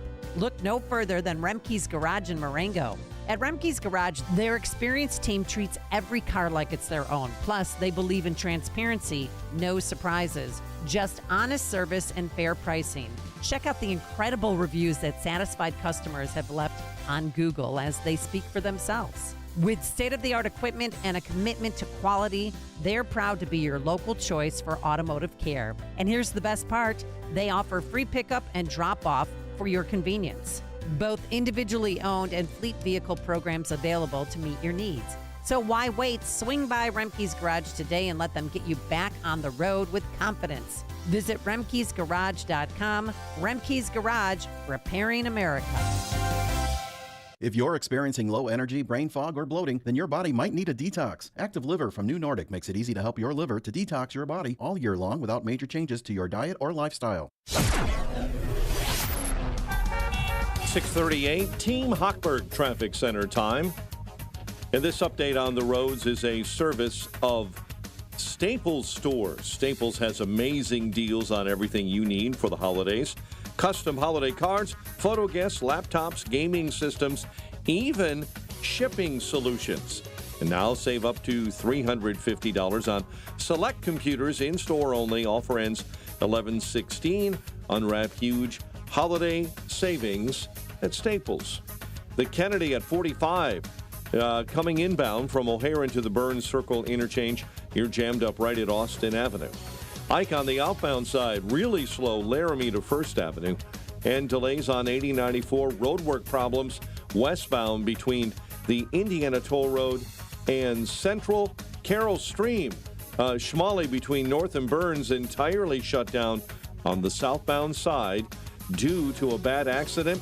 Northwest side, Irving Park is shut down east and westbound at Menard with a structure fire. Chicago's Morning Answer with Dan and Amy continues next. AM 560 Weather Center forecast. Intervals of clouds and sun, a high of 54 today. Cloudy and 53 right now. Next news at 7. Chicago's Morning Answer continues next on AM 560 The Answer. Now, from the Signature Bank Studios.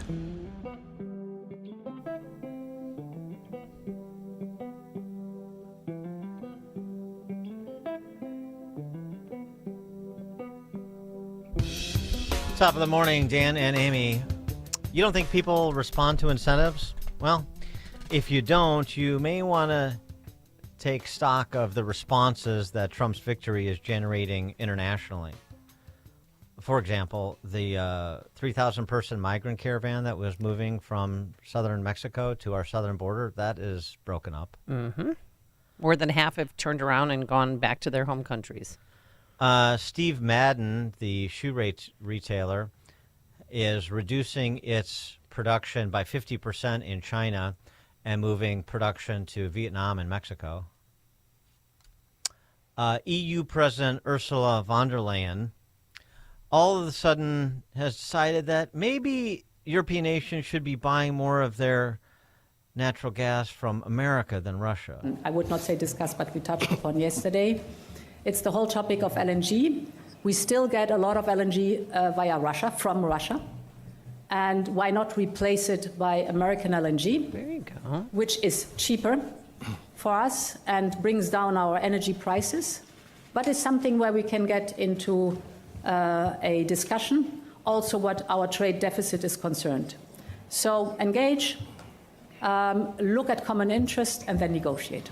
Oh, yeah. Oh, look at that. That's such a good idea. Trump had it in 2016, and then that idea took a 4-year hiatus, and now it's back. I mean, he's done more in 4 days than Biden has done in 4 years. Also, Putin says he's going to sell Russian oil in U.S. dollars. And Zelensky had a private phone call with President Trump and Elon Musk. And apparently Trump had a private conversation with Putin, too, where he told him to hold down the hostilities a bit until I get in and we can try to work out some sort of arrangement. For more on all this, we're pleased to be joined by Stephen Bucci, who served America for 3 decades as an Army Special Forces officer and top Pentagon official, now a visiting fellow in the Heritage Foundation's Allison Center for Foreign Policy Studies. Stephen, happy Veterans Day. Thanks for joining us. Appreciate it. Thank you very much. I'm glad to be here on a day where we remember all of my brothers and sisters who have served this nation. Absolutely. So let's start with just sort of the general reversals that we see going on in a number of countries on a number of issues. Your, general comment. It's common sense. We've been saying this for a long time that, look, you don't have to like President Trump. He's not inviting you out for a beer, but if you look at his policies, they make sense. They're appropriate. They work. And for all of the doomsaying of the left, saying, "Oh my God, what are our allies going to do? They're all just going to run away from us. We'll be totally out of touch with the rest of the world." When he was in power, in office, he had good relations. Now, they were tough relations now and then. He said some tough things to people that are our friends and got them to do things in a much more effective way. And it's already started before he even gets into office. Your examples were spot on right there. And before somebody on the left says, well, Trump shouldn't be talking to Putin, that's not right. Let's remember Barack Obama's message through then President Medvedev, who is, was Putin's mini-me, to say, hey, look, tell Vlad just to be patient. I'll be able to get rid of this missile defense stuff once I get reelected. That's sort of collusion. What Trump is doing is laying down some markers and letting Putin know there's a new sheriff in town and things have got to change. That's a positive step in my mind. Just to develop that a little bit more, the conversation with Putin, the conversation with Zelensky. The idea is, hopefully the Biden administration won't try to gin up a Logan Act investigation on Trump the way they did Flynn. But the idea is that this is the beginnings of getting both sides to the table and seeing what can be worked out. Is that your sense of it?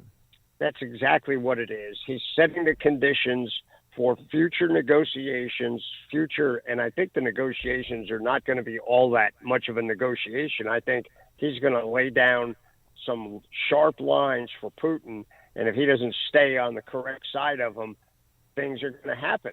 Remember, this is a guy that, even though everybody said, oh, he loves Putin and he's just Putin's puppet and all this, he is the only president I know that has killed large numbers of Russian military, in this case it was Wagner Group mercenaries, when they tried to attack Americans. And after that, those Russians had never fired another shot at American forces in Syria at the time or any place else. Trump has stood up to Putin. He's going to stand up to him again, and I think we'll see some progress. When he said he's going to end this war in very quick time when he comes into office, it doesn't mean he's going to give away Ukraine. Right? He is going to put some pressure on Putin to end this thing. It may not be a perfect solution for everybody, but it's going to be one that's going to take the pressure off the Ukrainian people, who are the ones bearing the burden and bleeding the blood right now. But in the meantime, you have some 11,000 North Korean soldiers that are there fighting with the Russians. How is that going to affect this war? That means there's 11,000 new targets for the Ukrainian forces. Look, these guys are not supermen. They are probably the only 11,000 guys in the country that have been eating well, because the rest of the country is starving. But, come on, just because those guys show up, they're not all Bruce Lee. They can put on great demonstrations like the Spetsnaz used to put on where they bite glass and all that stuff. You know what? The Ukrainians are a pretty hardcore bunch of people who've been fighting against a military dozens of sizes bigger than them and handing them their backsides for a good part of it. I don't think this is going to make a big difference in there, other than you'll hear Kim Jong-un crying the blues that Putin got 11,000 of his guys killed. Of course, he won't really care because he doesn't care whether those guys die or not. But this is not going to make a big difference in that conflict. Moving to Iran, let's move around the axis of evil here.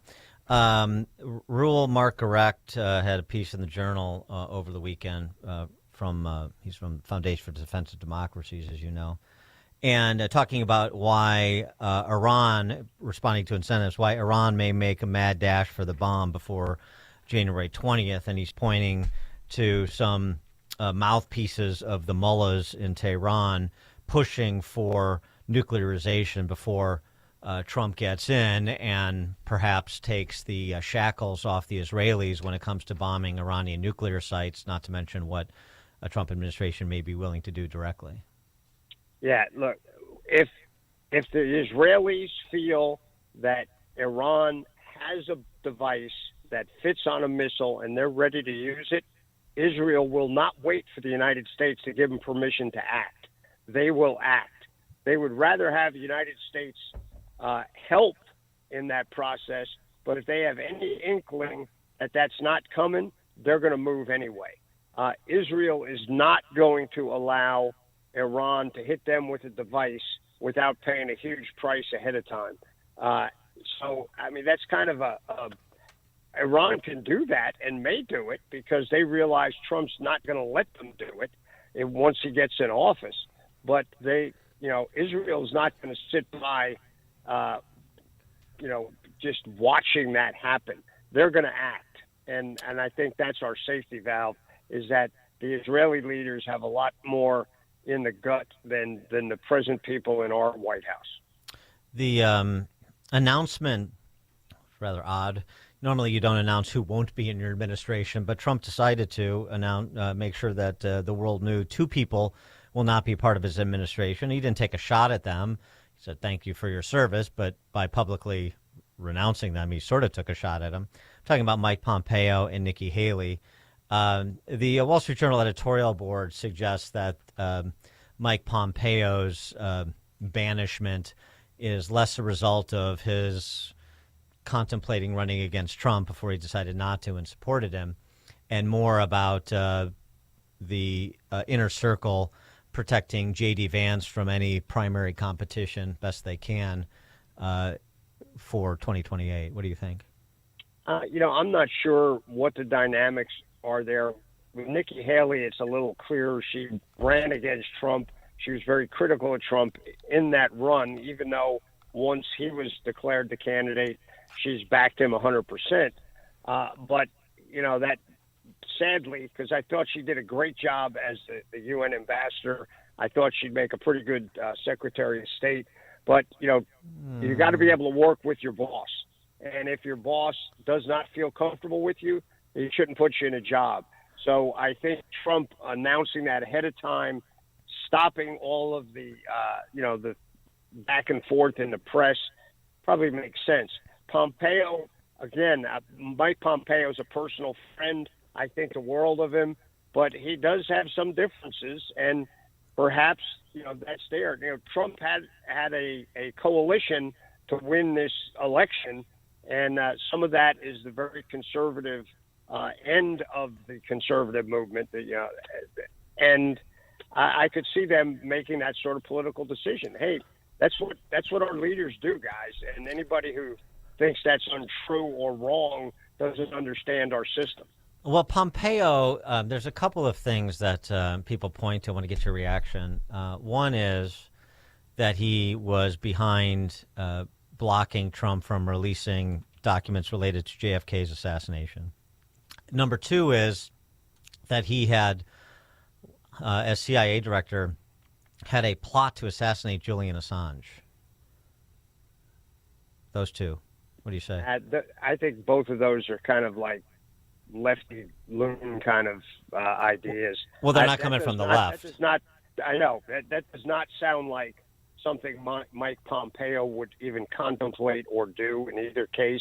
I don't think he would have any problem releasing the JFK documents, and that as far as that's Mike's style, just to whack somebody is not my experience with him. Let's put it that way.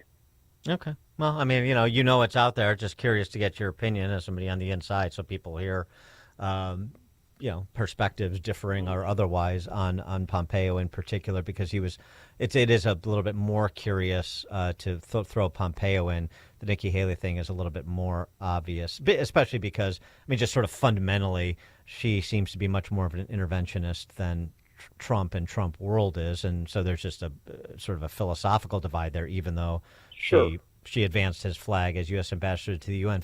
Speaking of that, your view on Elise Stefanik becoming U.S. ambassador to the UN, even though she went to Harvard, which is generally disqualifying in my view. But anyway, maybe an exception here. I would agree with that general rule. I don't think Elise is a typical Harvard grad. She's a spunky young woman, very strong, she's not going to back down from anybody. The only thing that it always makes me nervous when we have, a close run thing in the House and we go in and take good, strong leaders out of the House to fill the executive branch. Sometimes that turns around and bites us later. She's been very, very good in serving in the House and serving in the House leadership with Speaker Johnson. And it always makes me nervous when you pull a strong horse out of that race to put him someplace else. But if Trump is comfortable with her, if she wants to do it, I think she'll make a great UN ambassador. Stephen Bucci served America for 3 decades as an Army Special Forces officer and top Pentagon official. He's a visiting fellow in the Heritage Foundation's Allison Center for Foreign Policy Studies. Stephen, thank you as always. It's my pleasure. Thank you for having me, and we'll talk to you next week. Thank you, and happy Veterans Day. And he joined us on our turnkey.pro answer line. This is the morning show more Chicago radio listeners are choosing. This is Chicago's Morning Answer on AM 560. The Answer. From humble small-town beginnings to Hollywood stardom and eventually the world stage, Reagan is a cinematic journey of overcoming the odds. Told through the voice of Victor Petrovich, the film offers a unique perspective. With Dennis Quaid as Reagan, this captivating story explores the profound impact of a man who defied expectations to leave an indelible mark on history. Reagan is available on digital and will be available on Blu-ray, DVD, and digital November 19th. For a chance to win a digital download, visit 560theanswer.com, keyword movie. Balance of Nature's fruits and veggies supplements, changing the world one life at a time. Maybe if I'm going on a long hike, several hours, I like to bring some Balance of Nature. That's some good stuff, I'll tell you. I've always was taught to eat very healthy growing up. My family was Italian and Greek. We had vegetables and fruits all the time growing up. I feel wonderful. I feel terrific. I love your commercials. I think it's a wonderful way to do this. Celebrate this season with Black Friday savings all month long. Call 1-800-246-8751 or go to balanceofnature.com and sign up as a new preferred customer to get 50% off your first order, plus a free fiber and spice supplement with free shipping and our money-back guarantee. Go to balanceofnature.com or call 1-800-246-8751 and get this exclusive Black Friday offer by using discount code Chicago. All right, as a member of your family heading to college soon, paying for college and avoiding long-term student loan debt has never been more challenging. And attorney Ray Kaplan at Kaplan Law Firm is here to help you and your family make informed decisions and plan smarter for college by navigating and understanding all available student loan options. Don't go it alone. Set up your family for financial success. Plan college expenses together with attorney Ray Kaplan at Kaplan Law Firm. Schedule a consultation today by calling this number, 312-294-8989. That's 312-294-8989. Or you could fill out the contact form online at financialrelief.com. That's financialrelief.com. Are you ready for the adventure of a lifetime? Hi, it's Mike Gallagher. Join me along with Larry Elder, Dennis Prager, and our special guests, Joe Piscopo, Jennifer Horn, on the Patriots Alaska Cruise, August of 2025. It's an incredible opportunity to engage with us and other Patriots on an epic 7-day journey. Witness the untouched wilderness of Alaska while discussing America's future and role in the world. You've got to reserve through us to have access to all our events. Call 855-565-5519 or book online at travelwithsalem.com, travelwithsalem.com. A great smile can make you feel happy and confident. So when you consciously conserve your teeth, that glowing smile will show through. At Best Dental Group, doctors Economos, Gave Alice, and their staff are ready to help you create that perfect look or maintain the one you have now. Along with general dentistry, Best Dental Group is a multidiscipline practice with an orthodontist, periodontist, and prosthetic specialists on site. They use the newest breakthroughs in dental technology such as titanium implants, Invisalign clear braces, and laser treatments. Don't let fear get in the way. They can recommend sedation to make your experience as comfortable as possible. Best Dental Group is located in historic downtown Bartlett and is a multilingual office. Call 630-830-4930, 630-830-4930, or visit bestdental.org. Best Dental Group, sharing your conservative values and helping you to conserve your teeth. Protecting and growing your retirement assets can be complicated. From asset and legacy protection to retirement income and extended care, you need a plan. Mark Kohler, host of Retirement and Income Radio, heard Sundays at 11 a.m., helps retirees in or near retirement protect their accounts from market volatility. Mark can help you create lifetime guaranteed, inflation-hedged income. Call Mark today at 844-619-SAFE. That's 844-619-7233. And listen this Sunday at 11 a.m. to Retirement and Income Radio.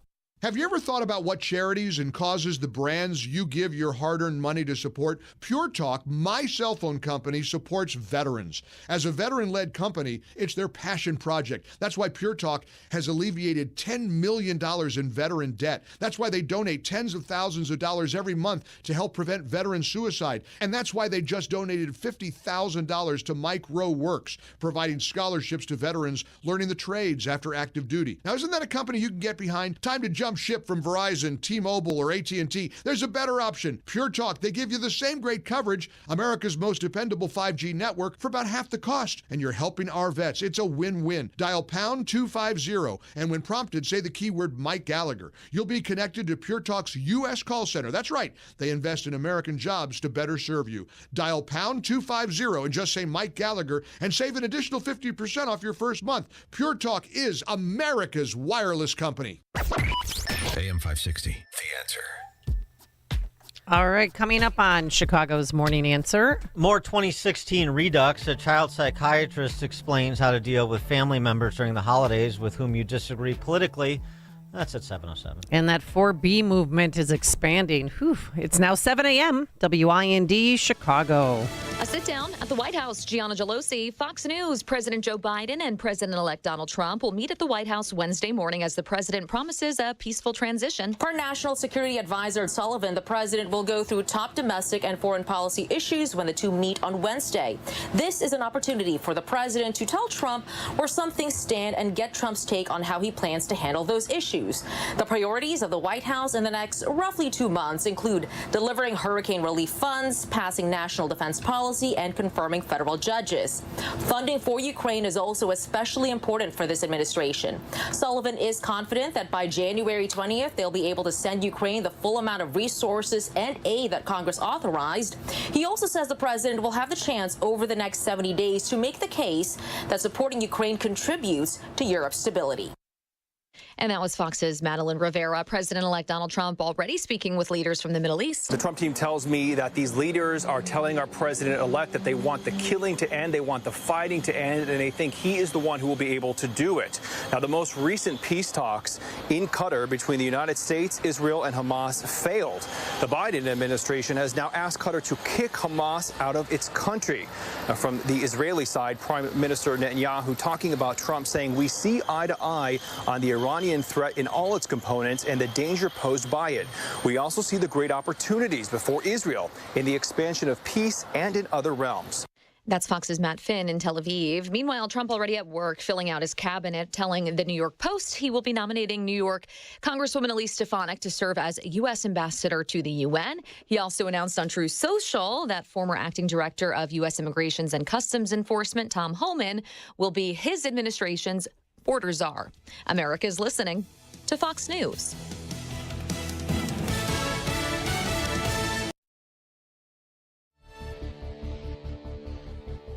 .53 degrees. We see some streaks of sunshine this morning, but mostly cloudy expected throughout the day at 7:02 on AM 560. The Answer. Authorities have identified a body found in a suburban forest preserve as that of a missing Mount Prospect woman. The body located yesterday in the Bussey Woods. The woman later identified as 23-year-old Italia Puchetta Martinez. A death investigation is ongoing. Chicago Police Department is remembering the officer killed in the line of duty last week. First responders packing St. Christina's Catholic Church in the Mount Greenwood neighborhood yesterday for the Memorial Blue Mass to honor Officer Enrique Martinez. In dark times, we can still maintain hope. And how do we do that? Is through prayer. We do it through prayer. We do it by coming together as one. And as coming together as one, we're stronger. The officer was shot to death during a traffic stop last week. Martinez's funeral will be held November 18th. An investigation continues after a man was killed in a shooting outside Hillcrest High School in Country Club Hills. Police say the victim was leaving the school with his young son after attending a basketball tournament when multiple armed suspects blocked him from getting into his car.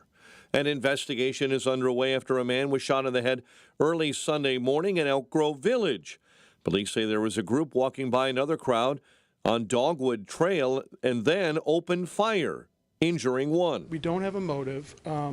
What we do know is that this is very unusual for Elk Grove Village. This is a very quiet community, and this is just very unusual, but we're thankful that nobody was out seriously hurt. Deputy Police Chief Scott Eisenmenger.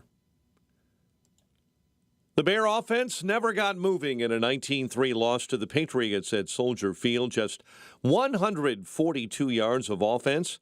They gave up 9 sacks, and Chicago hosts Green Bay next Sunday. Blackhawks Survival 8 rally to beat Minnesota 2-1 in overtime. The Bulls host the Cavaliers later on tonight. The news service of Del Bacchio Marchetti Group of Ad Properties, Christie's International Real Estate, experts in the northwest suburbs and Chicago with over $800 million in sales, 708-828-0000.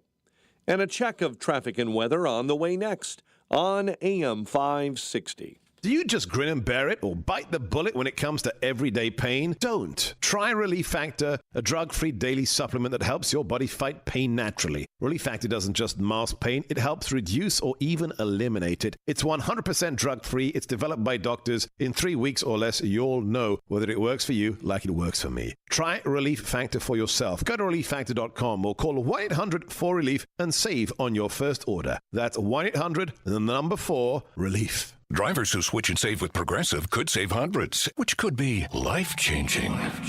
I mean, you could put that money towards that zero-turn lawnmower you've always wanted. And after using its edge-shaping technology to meticulously sculpt the face of the Mona Lisa into your grass, you'll become the undisputed king of Saturday morning lawn care, leaving your neighbor and sworn enemy Gary to question his place in the delicate neighborhood ecosystem. And it's all because you could save money switching at Progressive.com. Progressive Casualty Insurance Company and affiliates, not available in all states. If your approach to everyday aches and pains is to mask them, feel better for a few hours only to have the pain return and then repeat the cycle all over again, it's time to try Relief Factor. And the good news is, Relief Factor makes that easy. Their 3-week quick start is just $19.95, less than $1 a day. Instead of masking pain, Relief Factor helps eliminate it. How? Well, its unique formula of ingredients helps support your body's response to inflammation. Relief Factor was developed by doctors. It's 100% drug-free, and for so many people, the results are game-changing, even life-changing. So give it a try. Right now, their 3-week quick start is just $19.95. Go to relieffactor.com or call 1-800-4-RELIEF. That's 1-800-4-RELIEF. See how in a few weeks or even days, Relief Factor can reduce your pain. When you feel better, life is just better. So don't mask pain. Fight it naturally with Relief Factor. Balance of Nature's fruits and veggies supplements, changing the world one life at a time. I love it. Everything that people say on the television about it is absolutely true. As a matter of fact, my boyfriend sent him some of my Balance of Nature. He went and bought his own now. I've been taking it for a pretty good while now, and I really like it. It makes me feel really good. I feel like I'm taking a product, that's not some kind of gimmick. I've been a very happy customer. I think it's wonderful stuff.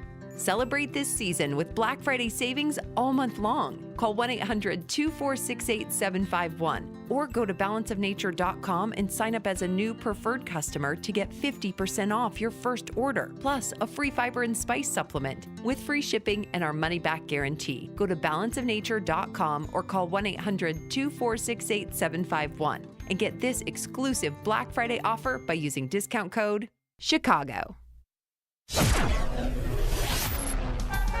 7:07. Let's get an update on the roads. Team Hochberg Traffic Center time is a service of almostfreeteeth.com. What if you could save an average of 90% for dental implants and get 100% of your smile back? With the Blue Cross Blue Shield, PPO, or FEP, it's possible. Check if you qualify at almostfreeteeth.com. Kennedy inbound 41 on this Veterans Day. O'Hare into the Burns Circle interchange. Ike outbound, stop and go between Laramie and First Avenue. Jane Addams, you're slowing up eastbound between Meacham and Route 53. 8094, construction jam. Traffic getting by in one lane westbound on 8094 between the Indiana Toll Road and Central. Chicago's Morning Answer with Dan and Amy continues next. Now, your official Chicagoland weather forecast with Steve Williams. Intervals of clouds and sun, a breezy day, a high today 54, partly cloudy tonight, low 42, mostly sunny for tomorrow, the high 50, clouds and a shower in the area late afternoon Wednesday, the high 54. I'm Steve Williams on AM 560, The Answer. 53 at O'Hare, 53 Midway. Your next news update, 7:30. Chicago's Morning Answer continues next on AM 560, The Answer. Now, from the Signature Bank Studios, this is Chicago's Morning Answer with Dan Proft and Amy Jacobson on AM 560, The Answer.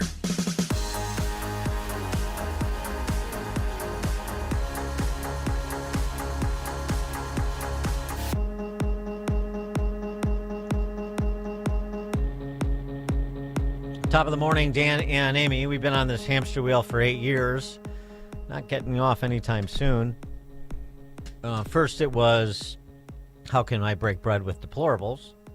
Then it was, how can I break bread with insurrectionists, even if they're members of my family? Now it's, how can I break bread with fascists, Hitlerians? Dr. Amanda Calhoun, the good doctor, she is a child shrink from Yale. She was on with Joy Reid. So you know where this is going to go. This is her suggestion as a clinical professional. Well, thank you, Dan. For non-Trump supporters in terms of how they should deal with these Hitlerians in their family for the holidays. I think just a societal norm that if somebody is your family, that they are entitled to your time. And I think the answer is absolutely not. So if you are going into a situation where you have family members, where you have close friends who you know have voted in ways that are against you, like what you said, against your livelihood, and it's completely fine to not be around those people and to tell them why, to say, I have a problem with the way that you voted because it went against my very livelihood, and I'm not going to be around you this holiday. I need to take some space for me. And I actually talked to, adults as well as advising parents for children. I mean, I think, I don't think that you should force children. I don't think you should force adults to be around people just because they're your family. I think there's a level of need to establish boundaries. And if you feel like you need to establish boundaries with people, whether they're your family or not, I think you should very much be entitled to do so. And I think it may be essential for your mental health. Essential for your mental health, no question. And you have to protect your children from Trump voters, too, on top of it. 312-642-5600, turnkey.pro answer and text line. Any special plans you have this Thanksgiving and Christmas, holiday season, to deal with family members who voted for, well, in our case, generally speaking, who voted against Trump? Because that's what they did, more so than Kamala. Maybe you have a family member that was enthusiastic about Kamala, but regardless, they despise Trump. They know you voted for Trump. And how are we going to bring this country together if we can't even bring my family together?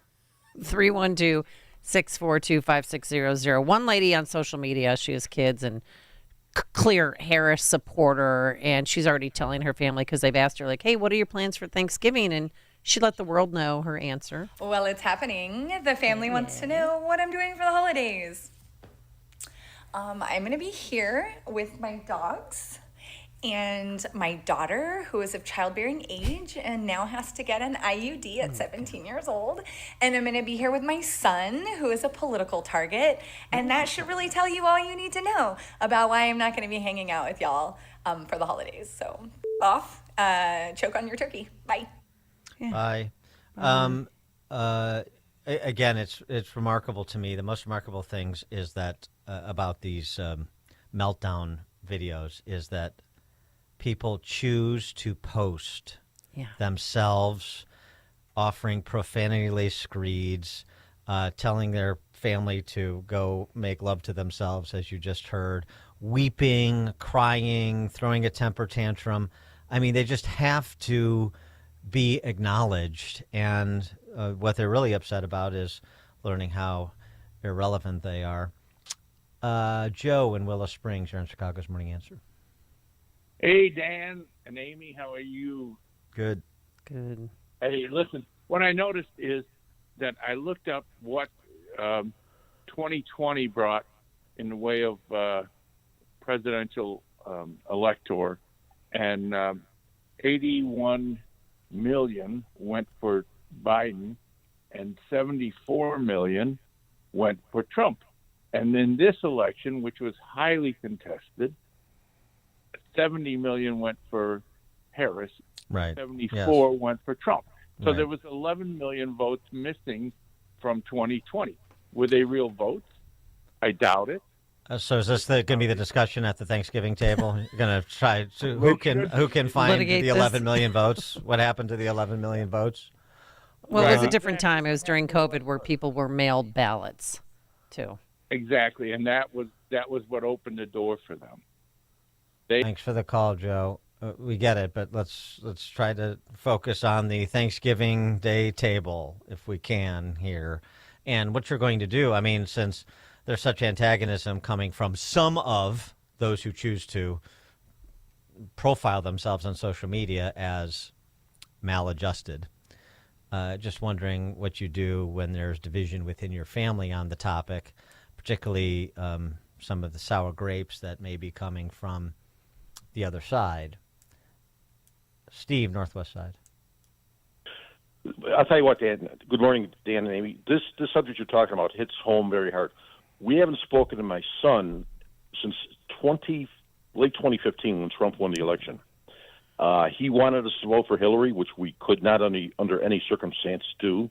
He wanted us to attend various things like pro-illegal immigration marches, stuff like that, and we refused to do it. So then he attacked his mother on social media and just said horrible things about her. He spoke to people like this so-called expert you're talking about, and she told him that it's time to break away from your family. You have to make that move, and that's exactly what he did. We haven't seen him or our grandchildren since then. So I'm so sorry. Talk about damage that people can do. It's just unbelievable. Yeah. And denying your grandkids the right to know their grandparents is horrible. Well, yeah, Yeah, but we think there's some. We think he has poisoned their mind because they're like 15, 16, 17 years old. I don't recall the exact ages, and they have cars. I'm sure they have cars. I'm sure they have cell phones. They could call us. They could come over. They don't. That's by choice. And we're okay with this now. Believe it or not, we're okay with this because it took my wife a long time to get used to it, to accept it. But when COVID struck, my wife's been a type 1 diabetic since she was 8 years old. She's now 70. Holy cow!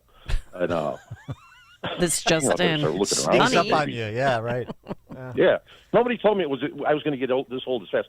But so she was, her immune system is very compromised. And she was it could have really been fatal to her. Let's face it. I mean, I'm not a big believer. I think the COVID-19 thing was whole thing was a scam.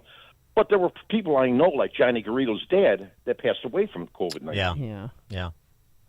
And I would have thought that at some point in time, either him or one of the kids would have called or reached out to somebody just to make sure she's okay, and they never did. So we tried to get this guy. We tried to get him into counseling. My wife and I are both convinced he's mentally ill, and we tried to get him to see a therapist, and which we did, and it accomplished absolutely nothing. So anyway, there you go. Thanks for the call, Steve. Sorry about that situation. But that's, first of all, that Dr. Amanda Calhoun from Yale. I mean, this is consistent with what the left is always in the business of doing, breaking up families.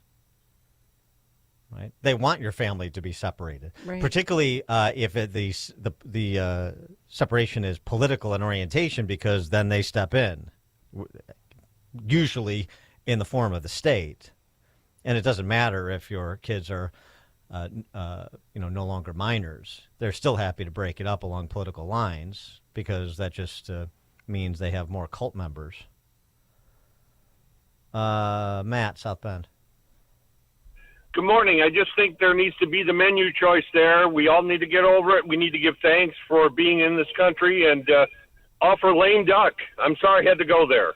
It's an option for those who would like to eat. Well, that cuts both ways. Both Biden and Trump is a lame duck, too. So there you go. That could be the unifying moment. Thanks for the call, Matt. Yeah, I mean, look, I'd rather just hash it out at the dinner table. Let's have a robust discussion. I won't excommunicate anybody, but I won't be quiet about it either. And if you can't defend yourself, well, then you can choose to deselect from the environment, but, not going to bury it. So that'd be my approach. But I'll tell you, even Kid Rock, well, his alter ego, Bob Ritchie, has a unity message as his reaction to Tuesday's election.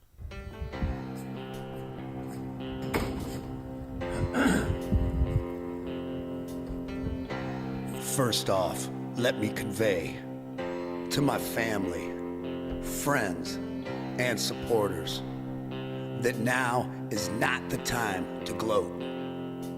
We must remember that most of our left-leaning friends are good people who want the same things in life as we do, but simply think differently on how to get there.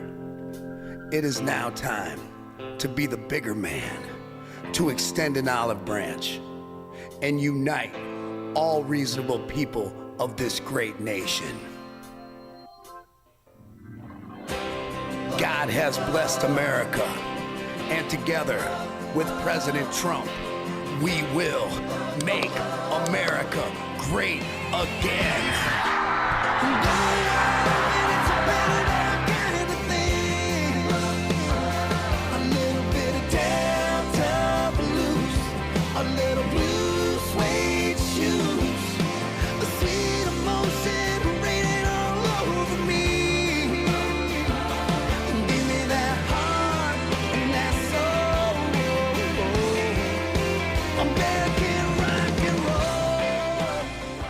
Maybe play the Kid Rock offering there to kick off Thanksgiving dinner, try and bring people together. I need some advice from you. When do I call my friend that we decided we weren't going to talk until after the election?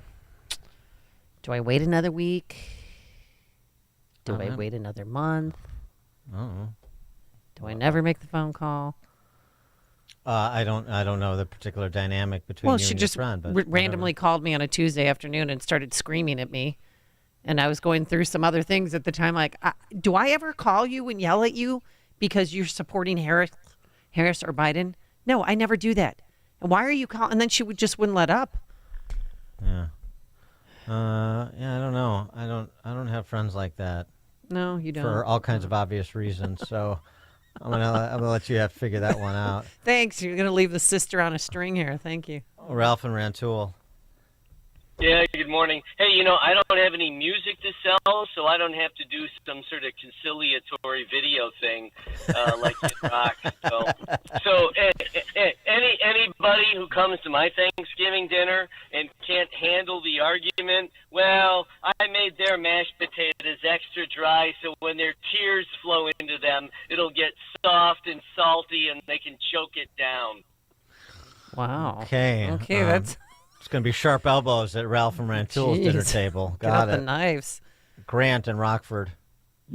Hey, good morning, guys. I wear my MAGA hat everywhere and intend to go. Like you said, Dan, foster the discussion. If they can't defend it, that's too bad. And for Steve, who called in earlier, that's just government trying to replace the family with themselves. Like you said, separate.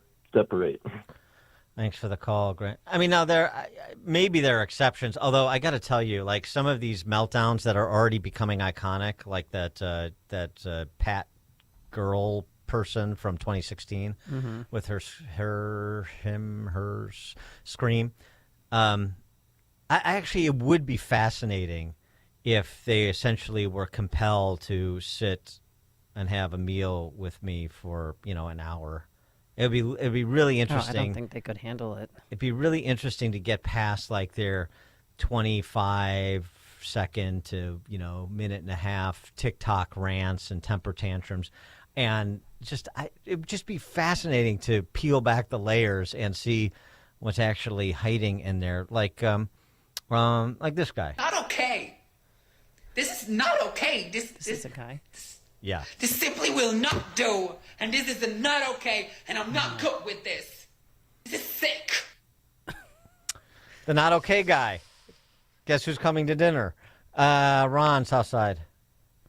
Hey, good morning, Danny. And first of all, my heart just really goes out to that call about his grandchildren. I had my grandson with me this weekend. Most wonderful experience. This was the first time that me and my wife had. But so I had to say that really got me. But Kid Rock, no, it's time to glow. That's all I've been doing, smoking cigars and glowing. Really? And it's a station up the dial, and they did let me come on. Because people are like, why y'all let Ron come on? He talks to Prof and Amy. They said, Ron, it's your time. And guess what? Guess what they said, Ron? You won. So it's some people haven't come from under the rocks, and it's some people I probably see during the holidays and stuff. All I can say is I won. You all are losers, and I'm still gloating. You all have a wonderful day. Thanks, Ron. Well, maybe for those that are struggling to cope in your familial circles, you treat them like college kids at like a top university like Georgetown, where you give them some coloring books and you do some sort of coloring book meditation. And take a nap and have snacks. Yeah, get ice cream sundaes and things like that. All of those coping things that the best and the brightest at our universities have to do in order to process election results. Well, a lot of teachers, too, in this area called in sick after the election because they just couldn't get out of bed. They just couldn't face it. It's debilitating. Jeff in Cal City. Good morning, Dan and Amy. I'm so tired of hearing about extending this olive branch to everybody and reaching out. No, we have a mandate we're going to go forward with, but no olive branches. They would never do that to us. They would never extend an olive branch to Hitler and Hitler supporters. So, no, if they're going to act appropriately, we'll respond appropriately, and that's it. Thanks for the call, Jeff. It was weird, though, too, because she kept calling him, Hitler, and she doubled down on it. I'm talking about Kamala Harris. But then as soon as he won, she's like, I'd like to help with a peaceful transition. Well, you gotta Please. You gotta play the part, say all the things you're supposed to say. I mean, that's what you get when you have somebody who's programmed like Kamala is. Though the other thing, maybe have some pillows for like screaming pillows to mute the sounds. People can scream into the pillows, like this person who was one of those reaction videos that's already becoming iconic. If you've lost faith in humanity, clap your hands. If you've lost faith in humanity, and this is your villain origin story, if you've lost faith in humanity, clap your hands.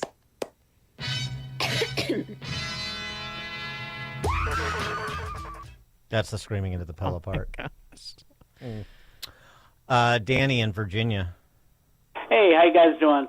I want to extend kind of a pseudo olive branch. You know, what the left needs to understand is that if this new administration were to do or try to pass anything unconstitutional to go after their rights, we would be the first to speak up.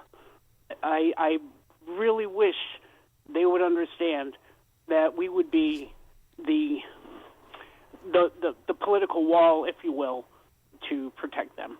That's about the best I can offer to people that hate me. All right. Thanks, Danny. Appreciate it. Lee and Hammond. Hey, guys. You know, the way we got through almost 4,000 years of civilization without having to listen to some idiot with a overpriced psychology degree, diploma hanging on the wall, is a mom, a dad, the Christian Bible, the Ten Commandments. That's what, you know, that's the difference here. The people on the left, they hate all of that. They're at war with it. So they're not going to accept any of those principles. You know, it's a shame we can't get back to that, but that's what's needed. Thanks, Lee. Dan and Amy, Chicago's Morning Answer. This is Chicago's Morning Answer. Your show keeps me alive during the week. There's nobody I'd rather listen to between 5 and 9 in the morning than you guys. On AM 560, The Answer. If you're self-employed and purchase your own health insurance, I have some great news. From now until January 15th, the health insurance exchanges are open again. And even if you've never qualified for a health insurance subsidy before, you most likely will now. The American Rescue Plan expanded subsidy eligibility to millions of Americans who have never qualified before, even to those with high income levels. And this year, you can purchase a PPO policy, which includes... This is Carol Platt-Liebau for townhall.com. Well, he did it. In one of history's great political comebacks, redemption arcs, and heroes' journeys, Donald Trump has risen like the phoenix to reclaim the White House. Beyond the sheer triumph of the human spirit, Trump's victory represents a stunning repudiation of legacy media and the permanent Washington establishment. Both these elite communities sought to make support for Trump not just unpopular, but unthinkable. But in the end, the common sense of the American people prevailed. They saw through the hysterical rantings of a self-anointed elite. And they realized that the elite's hatred of Donald Trump wasn't because he was a dictator or a criminal or Hitler. It was because he threatens the cozy status quo that benefits the elite, but not much of anyone else. And then Americans went to the polls, and they handed Donald Trump a clear-cut and indisputable mandate. And how sweet it was. All right, this fall season, don't forget your Balance of Nature supplements, a proud supporter of this station for 10 years. Remember that pumpkin pie and ice cream don't provide the fruits and vegetables your body desperately needs every day to stay healthy, happy, and energized. That's why I've been supplementing with Balance of Nature for nearly 10 years as well. It's so easy to open up the individual capsules and dust them over a salad or mix them into juice drinks or warm water. That's how I do it. And thousands of AM 560 listeners love their Balance of Nature, and you will too. 6 capsules a day provides your body, heart, and mind with several servings of 31 different whole fruits and vegetables. You'll love it, and your body, mind, and heart will thank you for it. So order your fruits and veggie supplements today. Here's the number to call in case you don't know. 800-246-8751. Use coupon code Chicago to save 35% off your first set and free shipping when you sign up as a new preferred customer. 800-246-8751. Call now or order online at balanceofnature.com. Coupon code Chicago. $20 million. No, it's not the national debt. It's the buying spree at Fox Valley Coins. And it's on from now until Thanksgiving. It's really the perfect storm. Gold and silver are at historic levels. Fox Valley Coins has a huge order to fill with one of their national clients. And September through Thanksgiving is always when coin dealers stock up for Christmas sales. They are especially looking for the old collector coins like silver dollars, all 1700s through early 1900s coins. All kinds of gold from broken jewelry to gold bars to the old coins, U.S. and foreign. All kinds of silver from sterling silverware to old coins and bars to Franklin Mint items. They can pay cash or check and make house calls on larger deals prior to Thanksgiving. Fox Valley Coins, one light north of I-88 at the Naperville-Warrenville border. They'll make free, no-obligation offers. Make that 20,000,001 reasons to go to Fox Valley Coins now. They give free in-store offers on your items. AM 560, The Answer. Speaking of the dubious mental health of these leftists melting down on social media. So embarrassing. 46-year-old man in Duluth, Minnesota, who had posted a bunch of things like, my mental health and the world can no longer peacefully coexist, and a lot of the reason is religion. I'm terrified of religious zealots inflicting their misguided beliefs on me and my family. He posted online that Republicans are making it hard for women to leave abusive relationships, so on and so forth. He what happened? Murdered his wife, his ex-girlfriend, and his 2 kids before he turned the gun on himself. These people that are telling you that they can't cope in the real world, that that election results are life and death sorts of exercises, that are so radicalized by the mind-numbingly dumb rhetoric in our politics generally and on the left in particular. Wow. So there you go. No, mental health not a funny thing. No. Mental health challenge is not a funny thing when you have people that are talking about it in those existential terms and talking about doing violence to themselves or others, people they disagree with. I'm going to, take everybody out of this world because better that they should be dead than live in this terrible world in which Trump is president. I mean, that's sort of the sickness, isn't it? Yep, and those poor innocent kids. All right, coming up on Chicago's Morning Answer. At 7:37, returning to Trump's day one plans, particularly against the backdrop of his announcement that former acting ICE Director Tom Homan is going to be his point man on deportations. We'll talk about what Trump is proposing, particularly as it pertains to drug cartels in Mexico and Central and South America at 7:37. And Yale has a new class, Dan. You're going to love it. But now let's head into the newsroom. Here is Mike Scott. 7:34, 52 degrees and sunshine. President-elect Donald Trump preparing for his re-entry to the White House. Late Sunday night announcing that he's tapping former ICE Director Tom Homan to serve as border czar. In a post on Truth Social, Trump said Homan will be in charge of all deportation. Public safety threats and national security threats will be the priority because they have to be. They pose the most danger to this country. Homan says he's committed to bringing back worksite immigration raids, with which President Joe Biden ended. Senate Republicans will pick the man who will replace Kentucky Senator Mitch McConnell as the party's leader in that chamber and the next Senate Majority Leader, Fox's Ashley Strohmeyer. After big wins on Election Day, Senate Republicans are preparing to elect their new leader on Wednesday. Florida Senator Rick Scott is gaining support from some conservative senators and influencers like Elon Musk to become the new majority leader. Scott, however, is still seen as a significant underdog. Texas Senator John Cornyn or GOP whip John Thune are believed to be the clear frontrunners. The Republicans' new leader will replace retiring leader Mitch McConnell. President Biden and Vice President Harris appear together at a Veterans Day event this morning at Arlington National Cemetery. Classes are canceled today at Tuskegee University following a shooting there that left an 18-year-old dead and 16 others injured. A 25-year-old suspect was arrested while he left the scene. Authorities have identified a body found in a north suburban forest preserve as that of a missing Mount Prospect woman, 23-year-old Atalia Puchetta Martinez. An investigation continues after a man was killed in a shooting outside Hillcrest High School in Country Club Hills. The victim leaving the school with his young son Saturday. The victim shot, suspect sped off. No word on any arrest. And a 24-year-old man died after being shot following an altercation at a bar in Wheeling overnight on Sunday. And a highly regarded federal judge is calling Illinois' assault weapons ban unconstitutional. U.S. District Judge Stephen McGlynn of the Southern District in East St. Louis ruled that the statewide ban favored by Governor J.B. Pritzker violates the Second Amendment.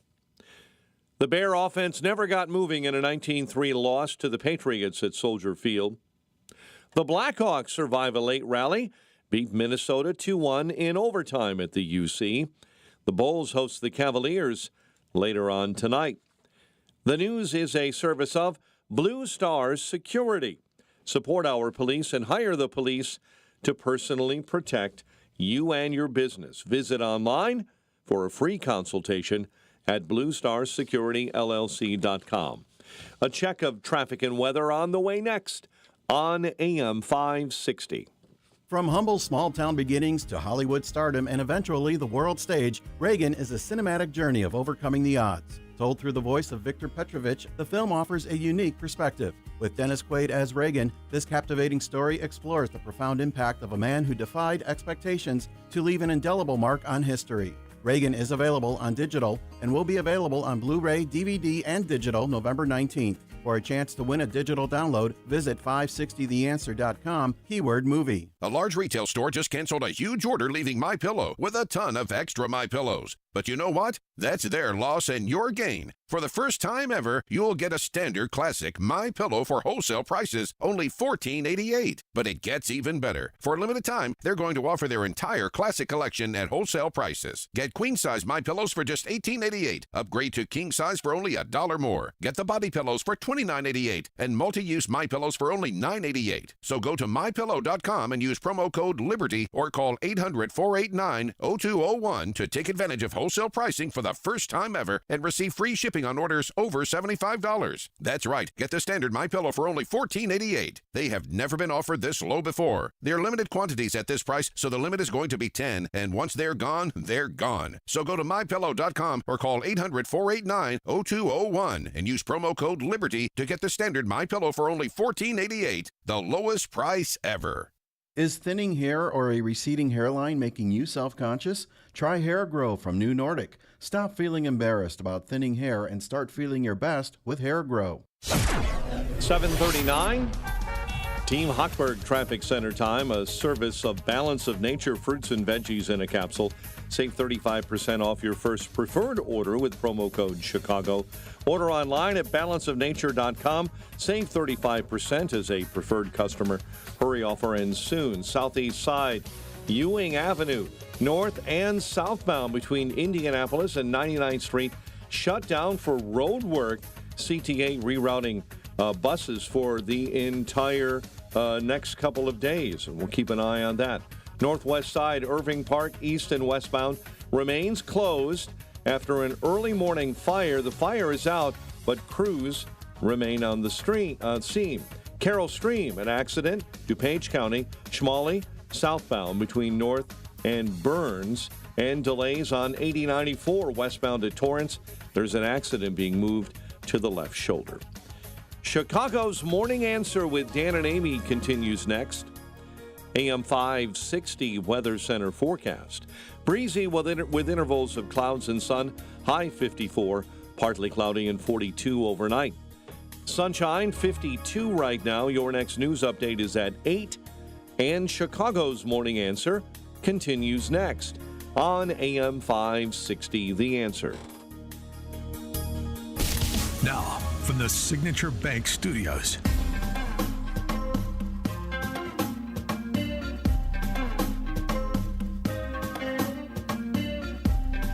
Top of the morning, Dan and Amy. Getting back to the policy videos Trump has been posting over the last week. Waging war against the Mexican drug cartels, part and parcel of securing the southern border and eliminating the importation of people who aim to do others harm in this country.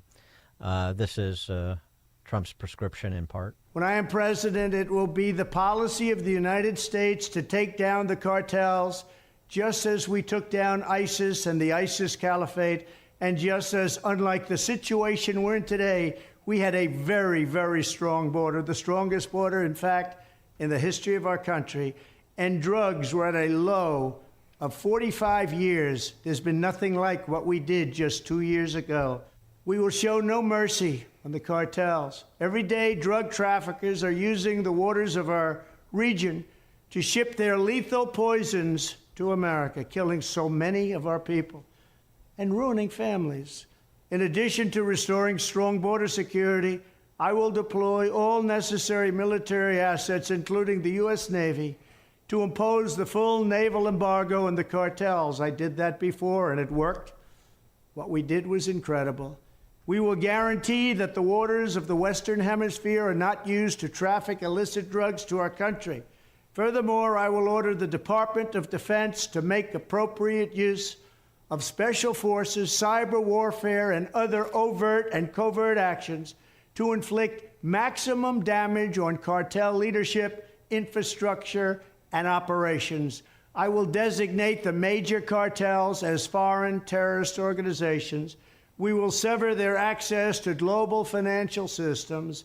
I will also work to forge an unprecedented partnership with neighboring governments in our region, just like I did in Mexico. And remember, in Mexico alone, an estimated 100,000 civilians have been tragically murdered or gone missing at the hands of these cartels. The Mexican government, run by a very fine man, the president, is really working hard, but it's not working out. These cartels are vicious and they're violent, and they have Mexico for now stymied. Well, we have to help Mexico, and we have to stymie the cartels. Either we will get the full cooperation of other governments to stop this menace, or we will expose every bribe, every kickback, every payoff, and every bit of corruption that is allowing the cartels to preserve their brutal reign, and it is indeed brutal. Finally, as I have said before, I will ask Congress to pass legislation ensuring that drug smugglers and human traffickers receive the death penalty. Okay, so we've got about a 7-point plan here on Mexican cartels as it relates directly to border security. I mean, just to repeat again, for the purpose of clarity, deploying all necessary military assets, including a naval embargo on the cartels, guaranteeing the waters of the Western Hemisphere are not used to traffic illicit drugs to our country. So it's, again, patrolling. The order DOD to make appropriate use of special forces, cyber warfare, and other overt and covert actions to inflict maximum damage on cartels. Designate the cartels as foreign terrorist organizations. Sever their access to the global financial systems. Get the full cooperation of other governments to stop the cartels, or expose every bribe, every kickback, every payoff, and every bit of corruption that is allowing the cartels to preserve their brutal reign. I mean, that is a shot right across these narco states like Mexico. Ask Congress to pass legislation ensuring drug smugglers and traffickers get the death penalty. Those are some highlights. That's a good start. 312-642-5600, turnkey.pro answer line and text line. And he picked the right man in Tom Homan to ride point on this project, didn't he? We've had him on the show many times. We talked about his appearance in 60 Minutes week before the election. And, I mean, he is no nonsense. And after 3 decades in law enforcement and border security, he has granular knowledge not only of how to do this, but what the law is and what it isn't, where the laws need to be changed or just the implementation of the laws need to be changed, what we need or don't need in terms of personnel and where. We've gone through that over the years with him, over particularly the last 4 years, in a painstaking detail.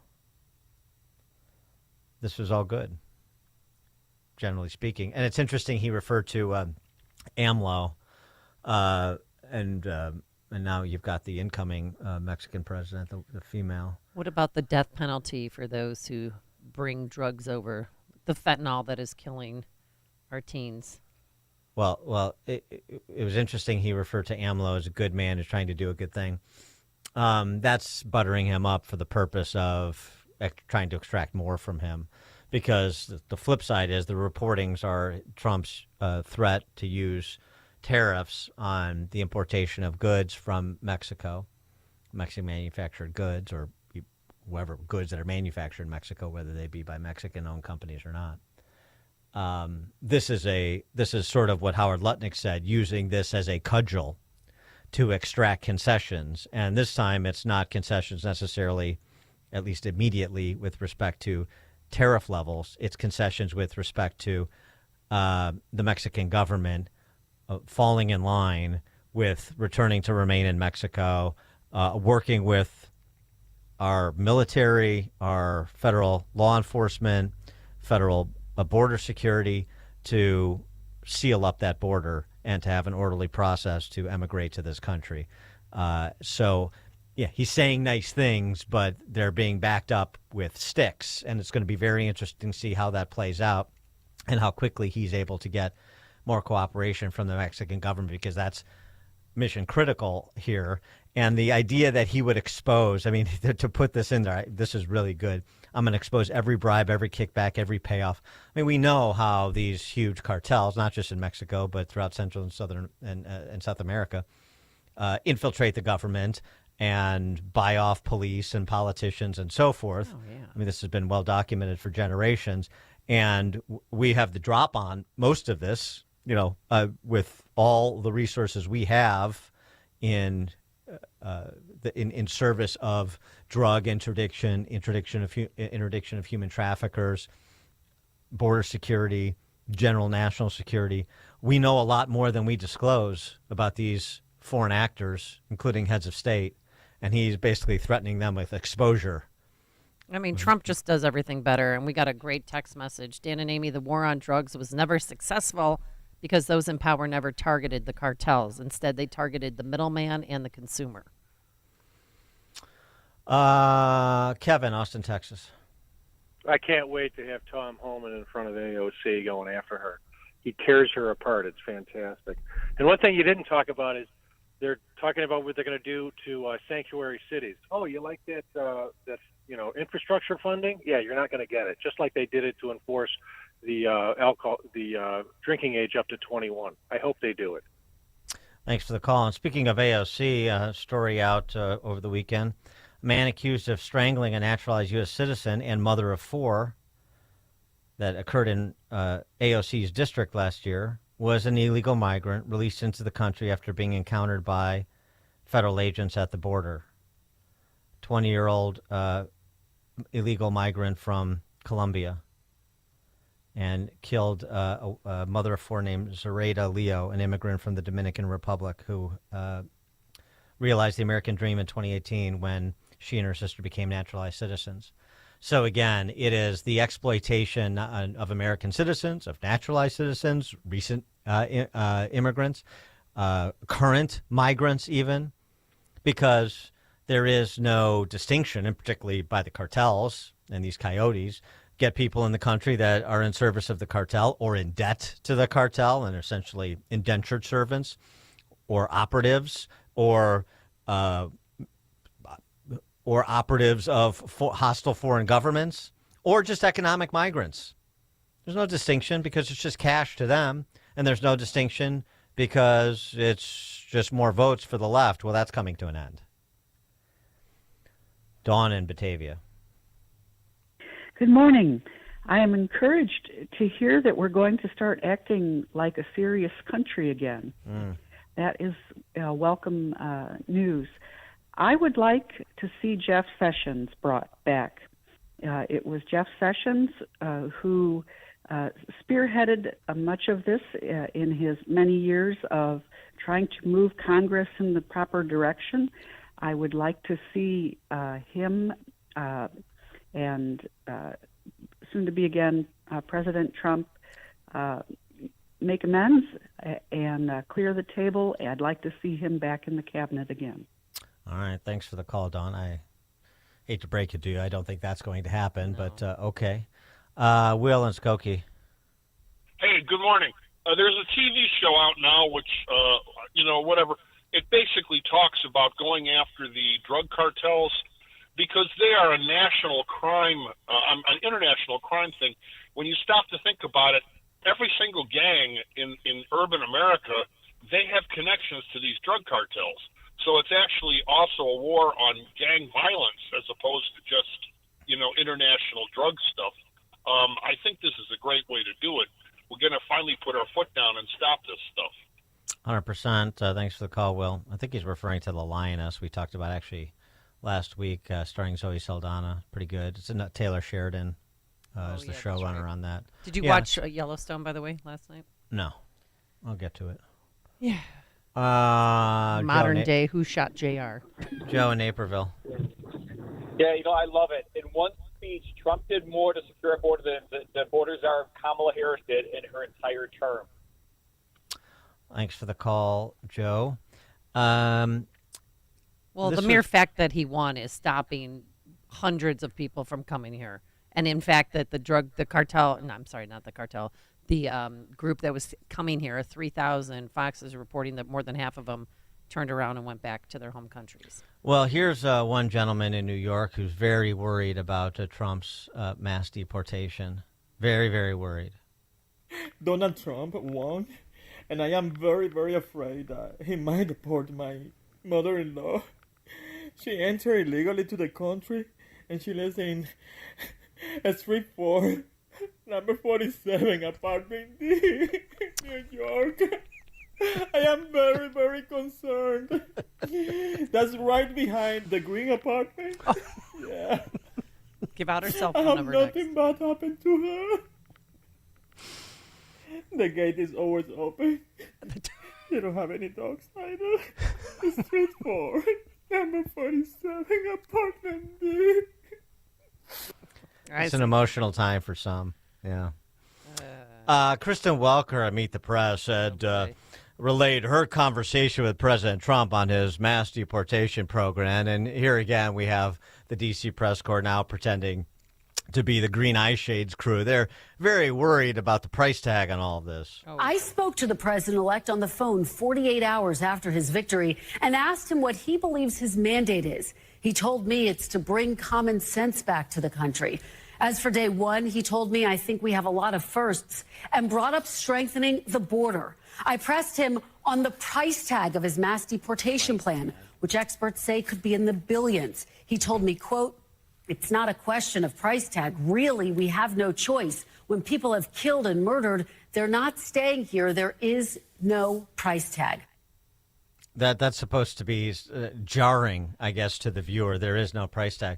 Of course, there's never a discussion of the price tag for the invitation of millions upon millions of people to come into this country illegally and subsist off U.S. taxpayers, not to mention the additional human costs imposed by the preventable crime that has been committed by people who shouldn't be here. No, there's never that part of the discussion. But I'll tell you what, too, I mean, just to give you the full complement here, as we always do, I mean, there are many migrants in this country who are were essentially led down a primrose path. They were overpromised and have been underserved, and they're totally level-headed people looking for a better life. There needs to be a process to do that. But I mean, like this Colombian gentleman who spoke to an NBC affiliate in upstate New York. This is, like I said, this is a sensible person. You can have conversations. You have an understanding of what he is saying and how the lawlessness at the border, something Tom Homan actually says all the time, it hurts the migrants. Lawlessness on the border isn't a benefit to the migrants either. New York City? We spoke to this man at Capital District Latinos where he was receiving a hot meal Wednesday.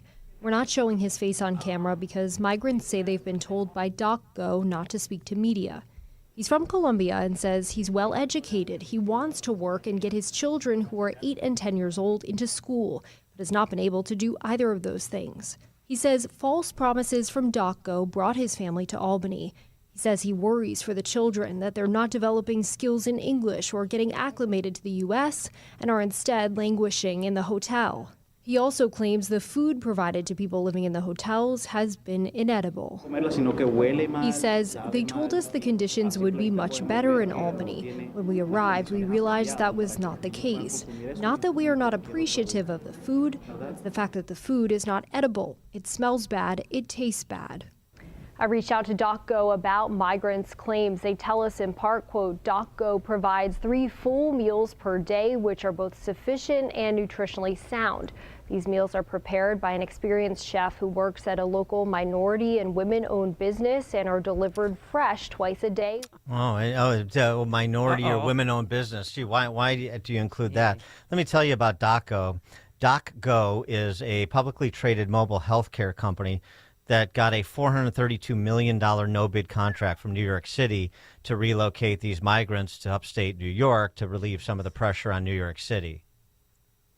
And $432 million no-bid contract. I mean, the hundreds of millions, billions of dollars some of these operators are making, for-profit and non-profits, with respect to this lawlessness at the border, this mass invitation, mass importation. That's another untold part of the story. And then migrants get exploited by the political class in Washington, D.C.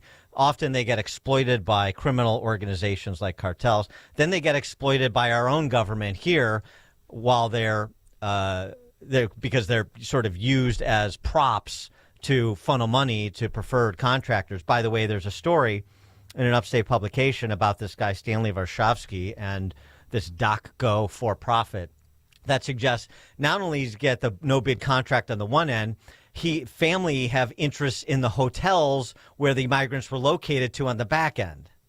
I mean, it's a classic sort of Chicago machine type of play, the sort of kleptocracy that we're very used to here. But, all this high-mindedness and our neighbors and hate has no home here and people can't be illegal. And look at the human destruction, the human suffering that has been imposed by these open borders leftists over the last 4 years. That's what should sicken people. Frank, Board of Trade. Yeah, I don't see this election as being anything other than a law and order election. And if people were looking for a reason to rant, these people that were melting down, what about the 10 million people who voted for Biden but didn't vote for Harris? Right. Thanks for the call, Frank. Mike, Northwest Indiana. I feel like the character in Casablanca. I'm shocked to find there's corruption going on here. Yeah, right. What do you expect to happen? Give contracts that size to these companies and just on faith. The other thing too is as far as what this is going to cost us to relocate them out of the country. What about the other side of the equation? What's it going to cost to keep them here for a decade or two before they're finally on their own 2 feet? It's nonsense. Thanks, Mike. I think it'd be cheaper to just send them back and start, obviously, with the criminals. And the fact that the Democratic administration, they knew that they were criminals and brought them here anyway. I mean, some were flown in here, Dan. Known rapists and murderers. Are they out of their minds? All right, coming up at 8:08, we'll talk Trump economic policy impact. How quickly will the cost of living go down and the quality of life go up under President Trump? We'll start there with John Tammany, RealClearMarkets.com, 8:08. But first, as normal, as planned, we stop by the newsroom and catch up on everything with Mike Scott. A man killed in a shooting outside Hillcrest High School, and the body found in Bussey Woods identified as a missing Mount Prospect woman. WIND Chicago News Time, 8 o'clock. A sweeping change is coming. CJ Papa, Fox News. That's what new border czar Tom Homan is promising. Every morning I get up. Every morning I'm pissed off about what this administration did to the most secure border in my lifetime. So I'm going to go back and do what I can to fix it. Homan earlier on Fox and Friends. Fox's Madeline Rivera has more on the decision from President-elect Donald Trump. He made this announcement on Truth Social last night. Tom Homan will be joining the Trump administration in charge of our nation's borders, the border czar. There is nobody better at policing and controlling our borders. Likewise, Tom Homan will be in charge of all deportation of illegal aliens back to their country of origin. Trump also shared this news with the New York Post last night. Trump told the Post, "I am honored to nominate Chairwoman Elise Stefanik to serve in my cabinet as U.S. Ambassador to the United Nations. Elise is an incredibly strong, tough, and smart America First fighter." President-elect Donald Trump will be at the White House Wednesday to sit down with President Biden. One of the topics up for the discussion, the White House's response to the war in the Middle East. Fox's Matt Finn had more from Tel Aviv. A Trump official tells me that the president-elect has spoken to multiple leaders here in the Middle East. The Trump team says that these leaders are telling our president-elect that they want the fighting to end, they want the killing to end, and they think he can be the one to do it. The most recent peace talks between the United States, Israel, and Hamas, they failed. And on the war front, at least 40 Palestinians reported dead after Israeli strikes in Gaza yesterday. The Palestinian Center for Human Rights says 24 people were killed in an Israeli attack on the residential building in the town of Jabalia. Israel says it hit a site where terrorists were operating. Big Ben chimes on Armistice Day in London. 2-minute silence marks the 11th hour of the 11th day of the 11th month when the guns of World War I stopped fighting. America's listening to Fox News.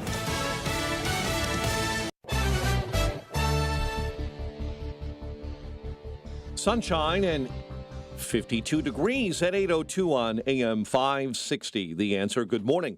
I'm Mike Scott. Authorities have identified a body found in a suburban forest preserve as that of a missing Mount Prospect woman. The body located yesterday in Bussey Woods. The woman later identified as 23-year-old Natalia Puchetta Martinez. Chicago Police Department remembering the officer killed in the line of duty last week. First responders packed St. Christina Catholic Church in the Mount Greenwood neighborhood yesterday for a memorial blue mass to honor Officer Enrique Martinez. Even in the most tragic and dark times, we can still maintain hope. And how do we do that? Is through prayer. We do it through prayer. We do it by coming together as one. And as coming together as one, we're stronger. The officer shot to death during a traffic stop a week ago. Martinez's funeral will be held November 18th at St. Rita Chapel. An investigation continues after a man was killed in a shooting outside of Hillcrest High School in Country Club Hills. Police say the victim was leaving the school with his young son Saturday after attending a basketball tournament when multiple armed suspects blocked him from getting into his car. The victim shot. Suspects sped off. No word on any arrest. The Bear offense never got moving in a 19-3 loss to the Patriots at Soldier Field. The Bear offensive line gave up 9 sacks. Green Bay is next. Blackhawks survive a late rally to beat the Wild 2-1 in overtime. And tonight, the Bulls host the Cavaliers. The news, a service of Woodland Windows and Doors. Welcome a Woodland sales expert into your home. You'll get a no-pressure sale, a product expert, a design consultant, and someone who has your best interest in mind. Visit woodlandwindows.com to get started. 8:04, time for the AM 560 Business Beat, a service of Signature Bank. Visit signaturebank.bank for all your commercial banking needs. Now, the latest from the Fox Business Network. I'm Elizabeth McDonald, and this is the Fox Business Report. The stock markets are open for Veterans Day. The bond market will be closed. Real estate company Redfin lost more money in the summer quarter than analysts expected. Redfin says it had a slightly smaller share of the U.S. market for existing home sales during that quarter. Salad chain Sweetgreen is reporting a disappointing quarter, though its losses were smaller than a year ago. Monster Beverage is seeing weaker sales than expected because fewer people are picking up its energy drinks at convenience stores. Its profit and sales were both disappointing. You may be seeing fewer Christmas trees, toys, and decorations in stores this holiday season. Reuters is reporting major retailers anticipate a subdued Christmas shopping season. That's your Fox Business Report. I'm Ginny Cosola, invested in you. 8:05, a check of traffic and weather on the way next on AM 560. Make sure that you never miss a day of Dan Proft and Amy Jacobson when you subscribe to the Chicago's Morning Answer podcast, presented by Signature Bank. Listen to the entire show each day on demand with limited commercial breaks. You can subscribe today for free at 560theanswer.com and click on podcasts or search for Chicago's Morning Answer on Apple Podcasts, Spotify, Google Podcasts, or wherever you listen to podcasts. I don't need to tell you how important a good night's sleep is, but like most people, sometimes you can't fall asleep or you wake up during the night. That's why I want to tell you about Z-Factor. Z-Factor is a 100% drug-free way to help you fall asleep faster, sleep longer, and sleep better. Z-Factor is from the makers of Relief Factor. Now, Z-Factor uses a formula of 4 all-natural ingredients to calm your mind and relax your body so you ease into sleep faster and sleep through the night. Just ask Maureen G. She said, quote, "This product broke a 15-year nightly cycle of lying in bed for hours before falling asleep," unquote. Or Bernard K., who said, "It cut down significantly the amount of times I wake up." Rediscover the joy of a great night's sleep, just like Barbara, who called it the best sleep I ever had. Try Z-Factor from Relief Factor and save 46% on your first order. Just go to ReliefFactor.com to order, ReliefFactor.com, or call 800-4-RELIEF. That's 800-4-RELIEF for Z-Factor. Hey, AM 560 homeowners, are you tired of all the money and repairs going into your house? Need an easy solution to convert your home into cash? This is Jeff from JeffBuysYourHouse.com. For nearly 20 years, our trusted, proven, and professional team has been simplifying the home selling process in Chicagoland. Here's the deal. You are in control. Pick the closing date that works best for you. No need to worry about repairs or any cleanout. We will buy your house as is, saving you frustration, time, and money. That's right, a fair cash offer within 24 hours, and we actually buy your house. No funny business. With our simple process, there are no fees and no commissions. You can trust our proven, professional, and credible service. Our local, high-integrity, and veteran-owned team will go above and beyond to make it stress-free. Sound interesting?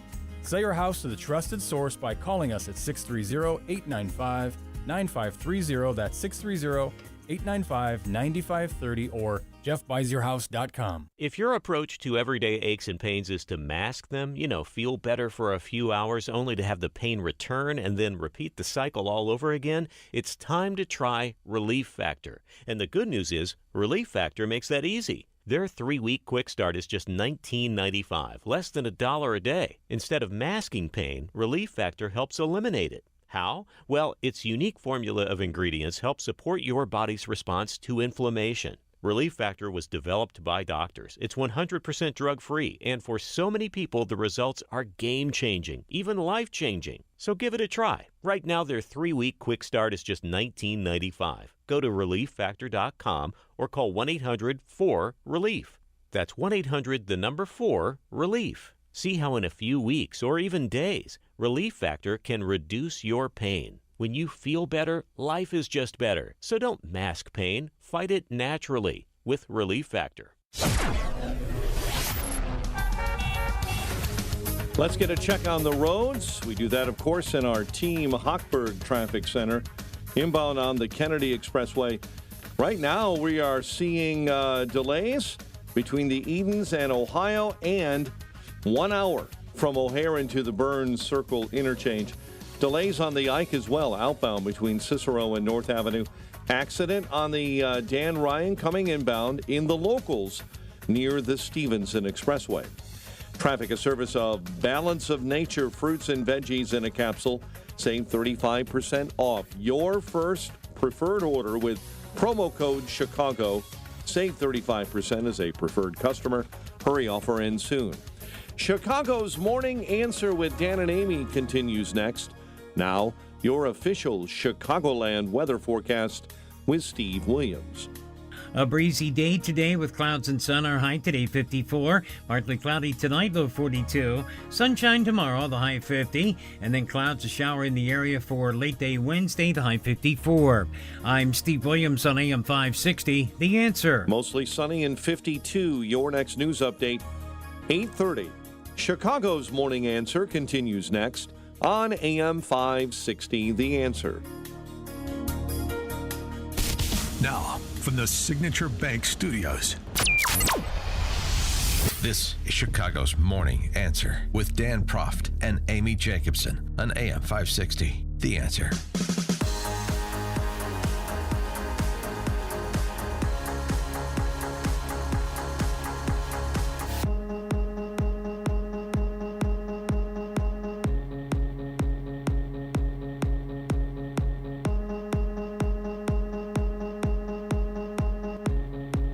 Top of the morning, Dan and Amy. I thought this was one of the more interesting aspects of the fallout from Tuesday's election. The impact on the leftist podcasting world, a world that Kamala leaned on to try to get to the kids, get them all excited about her candidacy, and it just wasn't quite enough. David Pakman is one of these said podcasters. And this is what he has to say about the teeming masses of subscribers that are now ghosting podcasts like his. It is not just YouTube subscribers. We are seeing record cancellations of paid memberships. Record cancellations. These are the people that keep the show running. Now, for a moment, I thought, if it's just YouTube, maybe YouTube is purging people who are inactive subscribers. And once a year, usually YouTube does this, and you see a little decline, and then numbers go back up. They're not doing it. They're not doing it. And if that were the case, we wouldn't be seeing paid membership cancellations on the website. So now I understand what is going on. It's terrifying, but it is happening. A lot of people are checking out. I heard anecdotally from a couple dozen people who said, you know, David, I just can't do it anymore. I just can't do it. I'm checking out. I'm out.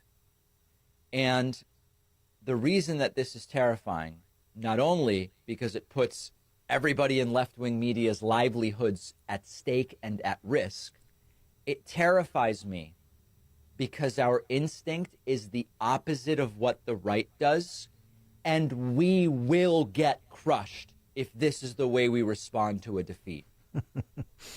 A little lesson in market economics. You know, it turns out when you're peddling manure-smelling air freshener, at some point when people actually take a good, strong whiff, they say, boy, this doesn't smell that great after all. So they were peddling the existential threat and the optimism of a new generation of Marxist leadership, and then it didn't happen, and all of a sudden people don't want to pay for the doom and gloom, the cause that wasn't anymore. Oh, it's perfectly tragic. It's also a lesson that can't go saving the world if you can't pay the rent, as the saying goes. For more on matters economic, please be joined by John Tammany, editor of RealClearMarkets.com, director of the Center, former director of the Center for Economic Freedom at FreedomWorks, author of The Money Confusion, How Illiteracy About Currencies and Inflation Sets the Stage for the Crypto Revolution. Talk a little bit about that, too. John, thanks for joining us again. Appreciate it. Hey, thanks for having me. You know, you don't need to read Henry Hazlitt when you can just live lesson in Econ 101, huh? Isn't that fun? Yes, that's fascinating. You would think that there would be a little bit more optimism. We read all the time the obituaries for both sides. We've read them a lot in recent decades, and invariably each side overreaches in some way. And so, but boy, it's fun to witness now. I've dealt with Pac-Man before, so I'm enjoying the fact that he's having a little bit of comeuppance. Did you catch my Pac-Man got ghosted? Did you see what I did there? Did you see? No, I mean, I'm so subtle. Say that again. One more time, Dan. All right, John. So let's talk about the other side. That would be the victors. That would start with President Trump. And you, in typical libertarian fashion, don't want him to just do something. You prefer he just stand there. Yeah, as always. Let's never forget that people are the source of prosperity. If we when they're left alone, when there's very little government activity, when there are very few shocks from government, people can prosper. And so I want Trump to recognize that what he's achieved is monumental. It's amazing, but successful presidencies are defined by a desire to do less. Whom does our side venerate to this day? Calvin Coolidge. He was a do-nothing president. Those are the kinds you want. Those are the people who oversee prosperity. Although, I mean, you need to do something, arguably, and I would argue that, in terms of paring down the state, regulatory and otherwise, and this is your friend Elon Musk's chore, at least in part, perhaps. Yeah, no, I hear you. Remember I think the last conversation the three of us had was, oh, yes, another commission. How will this work out? Color me skeptical that someone from outside government can shrink it too much. I would add that shrinking really doesn't achieve much. I would argue that shrinking can be the path to bigger government because it just frees up money for Congress to spend on other really bad ideas that grow and grow. So I do nothing. I guess what I would say is, yeah, sure, there are things that I'd like to see them do. I'd like to see them retreat on this IRS thing and take that money back. I don't want to have to be cowering before the IRS. There are tax cuts I'd like. There are things like that. But I just want people to recognize a government that can do all the things that we want can also do things that we don't want. And so do nothing would probably be ideal, even though we have things we think are worthy. Well, that's sort of what I was arguing last week after the election. The real takeaway from the election is not inflation and the cost of living and the lack of job opportunities, the inaccessibility of affordable housing, and so forth. The real takeaway is that big government, all roads leading through government, is the problem. That big government is bad policy, and so if we replace their central planners with our central planners, it might be a little less bad, but we're still going to get bad. We need to think, about shrinking the scope and, to your point, expense of government across the board. Absolutely. Central planning doesn't work. It doesn't change just because we're the central planners. And I think, and that's kind of the point of last week's column, is let's remember there was no financial crisis in 2008. There was government intervention. Republicans believe, because they're rhetorically free market, that when they intervene, they can intervene in the right way. Well, we saw what happened with George W. Bush. I think we have to go. Let's not forget it was President Trump who was president when the lockdowns began. Republicans once again believe that when they do it, because we have these beliefs, we're capable. No, when you substitute the limited knowledge of government for that of the marketplace, invariably you get crisis. And I want to get this talked about. I want people to recognize that politicians are dangerous no matter the person in office. Rand Paul would be dangerous in office if he set about to do things. Since you wrote a book about it, the spike in the value of risk assets since Trump's election, including cryptocurrencies like Bitcoin. Where are we in your estimation with this a crypto revolution that you wrote about? My strong sense is that we're on the verge of suddenly it becoming very common. I still don't get why it made a difference whether it was Trump or Biden or Kamala Harris, and that's not a defense of the other side. It's just I kind of feel like crypto is going to be like Uber. Remember how suddenly it became a thing? It became a thing very quickly. The young discover something, and then gradually we all think, oh, wow, we can't live without it.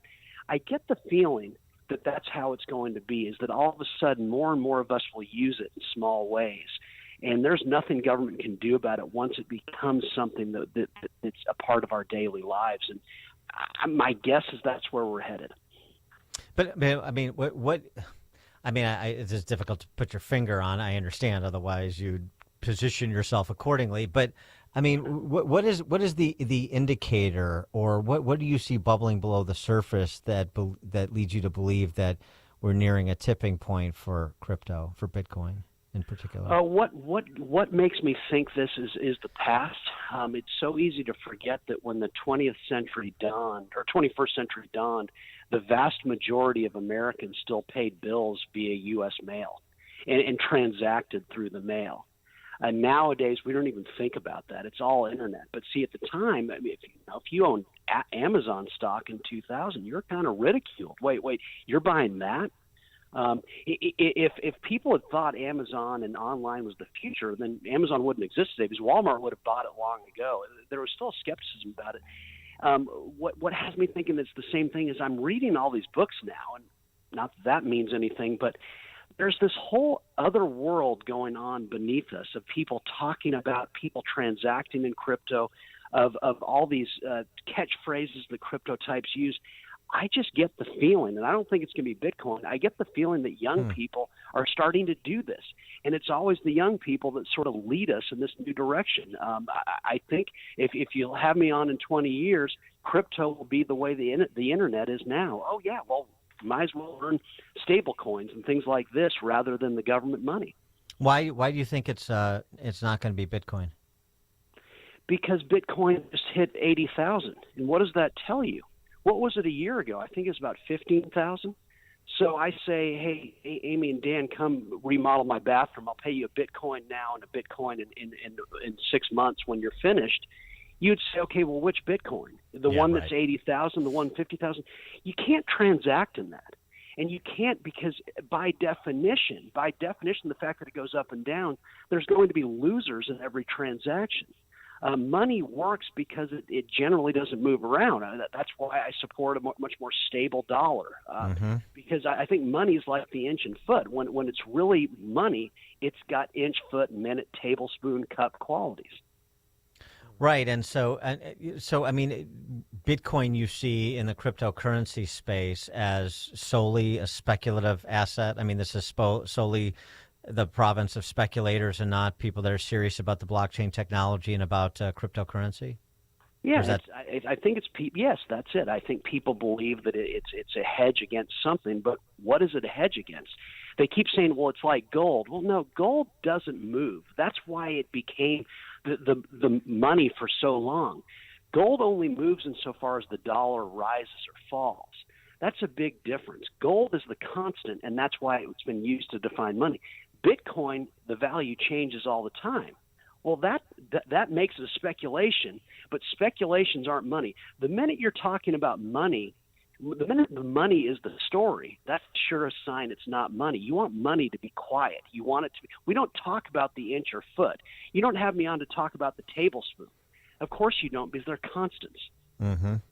Yeah, right. I mean, this has been an argument against Bitcoin, but maybe it's been overused to be an indictment of crypto generally, which it's not a store of value, so it's not a currency. But you're suggesting that there are cryptos that are coming up that perhaps people are less familiar with that will fill that role. Yeah, because look throughout history, what's the constant with government money? They always devalue. Devaluation. People talk about central banks, and our side, the libertarian crowd, is so obsessed with central banks. Central banks began in 1668. Governments have been devaluing ever since they started issuing money. And so to me, the genius of crypto ultimately is that these are private entities providing for people what they've always wanted, money that they can trust, that they can store their wealth in and know that it's not going to go up and down, that they can just store it and use it to actually exchange for real wealth. And so I think that's where crypto's taking us. And if it does, I really do believe that more and more the three of us should be talking, oh, wow, can you believe we used to transact in euros? No, now we'll just move crypto around the world. All right. I look forward to our conversation in 20 years. John Tamny, editor of RealClearMarkets.com. He's also the author of The Money Confusion, How Illiteracy About Currencies and Inflation Sets the Stage for the Crypto Revolution. And maybe we'll have a few conversations in between those 20 years, too. I hope so. Yes, of course. John, thanks for joining us. Appreciate it. Thanks for having me. And he joined us on our turnkey.pro answer line. Before you see it on TV, share it on Facebook, or read about it in the paper. Hear it here first. This is Chicago's Morning Answer on AM 560. The Answer. So the body knows that it needs to heal itself, but it doesn't know how to concentrate it and target it into just one area. So that's where we come in. By we, Dr. Ashley Caravelli means the nation's leader in regenerative medicine. QC Kinetics. We put in those treatments, then it sends out like little signalers to your body. We're able to make the body focus on the areas that need the most healing. QC Kinetics has gathered brilliant medical minds like Dr. Caravelli and Dr. Mitchell Scheinkup, a pioneer in the field of regenerative medicine, to lead the way in these innovative pain treatments. So at QC Kinetics, we have a whole team working nationwide with cutting-edge research to reach our patients and treat them and know that surgery is no longer their only option. The consultation is free. Find out if you're a candidate. Call QC Kinetics today. Call QC Kinetics, 312-809-5955. That's 312-809-5955. 312-809-5955.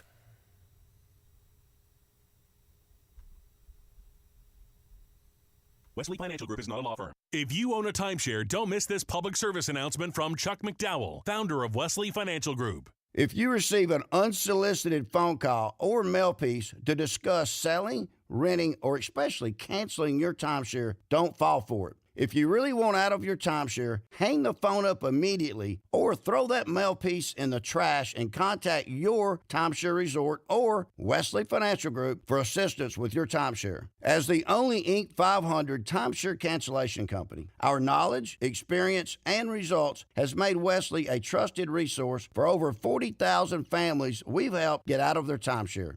Give us a call, and I'll send you our timeshare exit information kit free with the straight facts about your timeshare and all of your options for cancellation. Call for your free info kit, 800-839-8484. 800-839-8484. 800-839-8484. I love giving jewelry as a gift. Roland's Jewelers is the perfect place for that magical holiday gift. Hi, it's Mike Gallagher. Roland's Jewelers is the absolute perfect place for the magical holiday gift for someone you love. Buying jewelry is about trust. Roland's is the jeweler I trust. I'm a customer, and I'm always amazed by their 5-star Google reviews, so many of them. But why not? They're the best. They're family-owned. Hey, getting engaged? Roland's has a large selection of mined and lab-grown diamonds at great prices. Choose from beautifully crafted engagement rings from designer Simon G. or Italian designer Roberto Coin, offering stunning diamond pendants and earrings. How about a Tag Heuer watch with cutting-edge technology? I love mine from Roland's. I continue to be impressed at how expertly trained their staff is. Visit Roland's Jewelers in downtown Libertyville or RolandsJewelers.com. That's Roland's, ROLLANDS, Roland's Jewelers, a family-owned jeweler you can trust, just like I do. Signature Bank is Chicago's fastest growing independently owned business bank, a bank where relationships still matter. Signature Bank knows your name and your story. I'm Dan Proft, and I know this because Signature Bank is my business bank. I'm Scott Bartmus, co-founder of ESCO, a security and fire alarm services business and a customer of Signature Bank.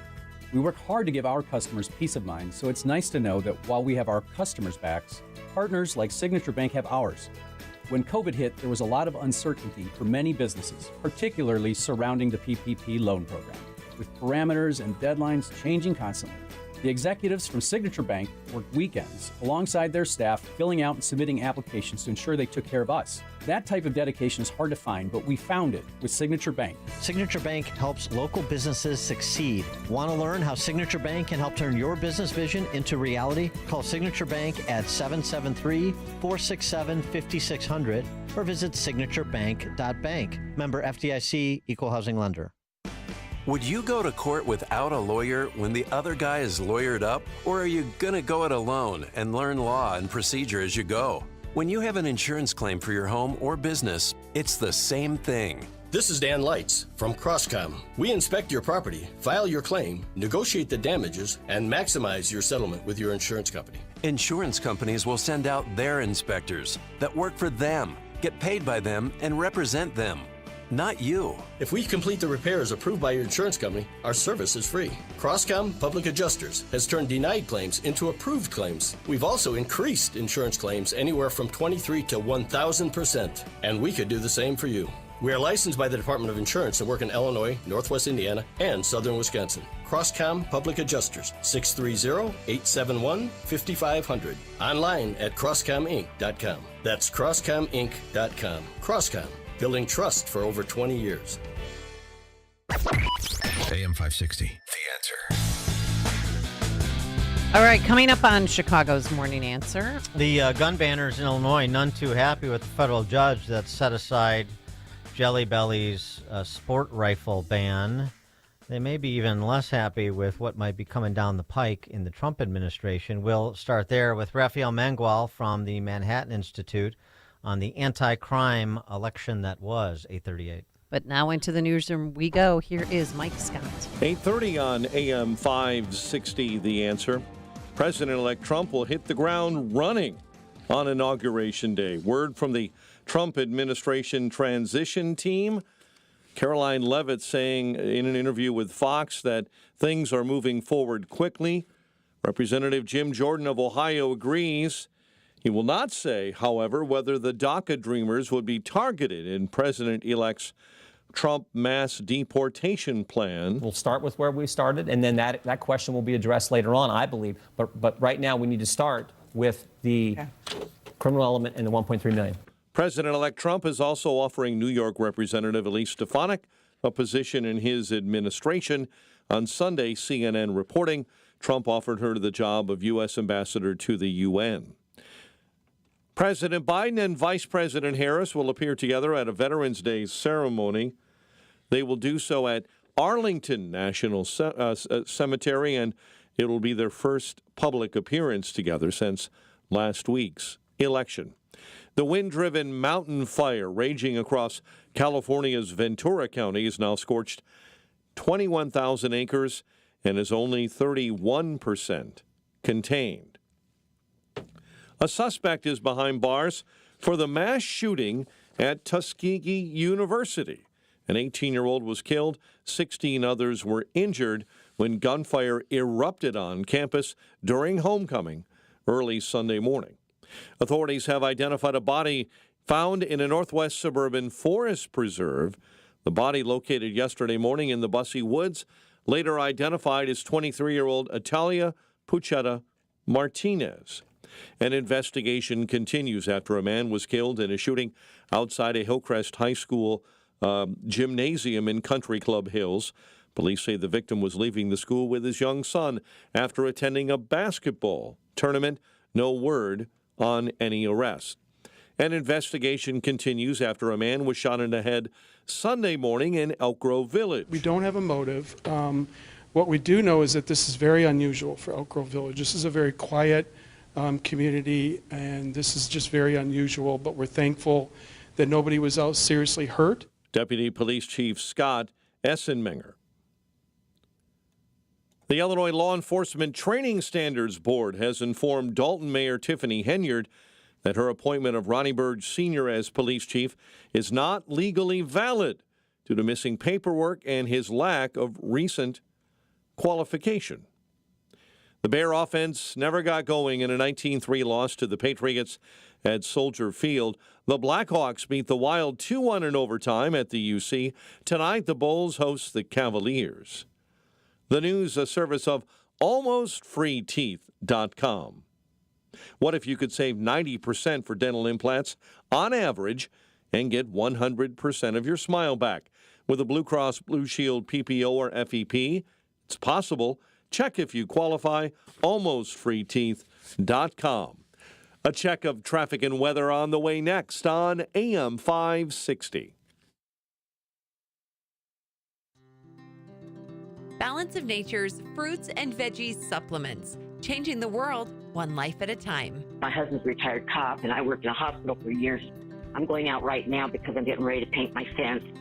It's just literally amazing. And, you know, you watch the TV articles, you go, yeah. Well, at least it's 100% returnable if it doesn't work. I'm not kidding you. It is the most amazing product I've ever taken. Oh, I have a friend, Julia, who has taken a Balance of Nature now for quite some time. And she said, oh, Becky, ask your doctor about taking Balance of Nature. So I talked to my doctor about it, and she said, oh, try it. Celebrate this season with Black Friday savings all month long. Sign up as a new preferred customer to get 50% off your first order, plus a free fiber and spice supplement. Go to balanceofnature.com or call 1-800-246-8751 and get this exclusive Black Friday offer by using discount code CHICAGO. Have you ever thought about what charities and causes the brands that you give your hard-earned money to support?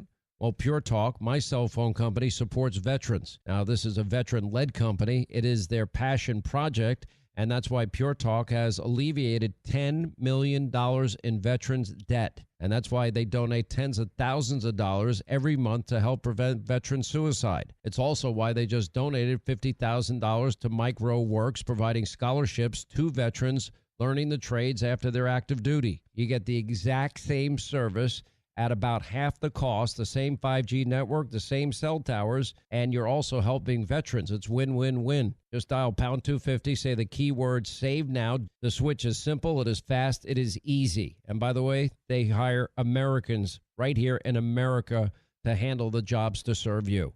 Pound 250, keyword save now from our friends at Pure Talk, America's wireless company. This is Carol Platt-Liebau for townhall.com. Well, he did it. In one of history's great political comebacks, redemption arcs, and heroes' journeys, Donald Trump has risen like the phoenix to reclaim the White House. Beyond the sheer triumph of the human spirit, Trump's victory represents a stunning repudiation of legacy media and the permanent Washington establishment. Both these elite communities sought to make support for Trump not just unpopular, but unthinkable. But in the end, the common sense of the American people prevailed. They saw through the hysterical rantings of a self-anointed elite, and they realized that the elite's hatred of Donald Trump wasn't because he was a dictator or a criminal or Hitler. It was because he threatens the cozy status quo that benefits the elite, but not much of anyone else. And then Americans went to the polls, and they handed Donald Trump a clear-cut and indisputable mandate. And how sweet it was.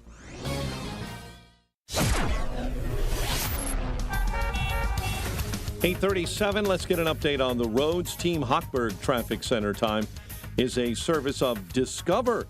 Time with family, laughs with friends, cash back? Well, Discover's got you covered on the last one. That's because Discover doubles all the cash back you've earned on your credit card at the end of your first year with Cashback Match. See terms at discover.com/credit card. Kennedy, 1 hour, O'Hare into the Burns Circle interchange. Kennedy outbound, an accident reported westbound between Canfield and Cumberland. The Ike on the outbound side, all jammed up, Cicero to North Avenue. Delays on the tri-state. You've got northbound delays between the Reagan, I-88, and the Eisenhower merge. I-88 also jamming up eastbound between Roosevelt and the tri-state. And delays due to road work on Ewing on the southeast side, north and southbound, shut down between Indianapolis and 99. Chicago's Morning Answer with Dan and Amy continues next. AM 560 Weather Center forecast. Breezy, clouds and sun, high 54. Currently, mostly sunny and 52. Your next news at 9. Chicago's Morning Answer continues next on AM 560, The Answer. Now, from the Signature Bank Studios.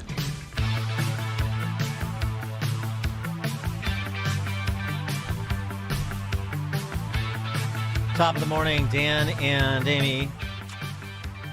Despite some defeats in enclaves of leftism,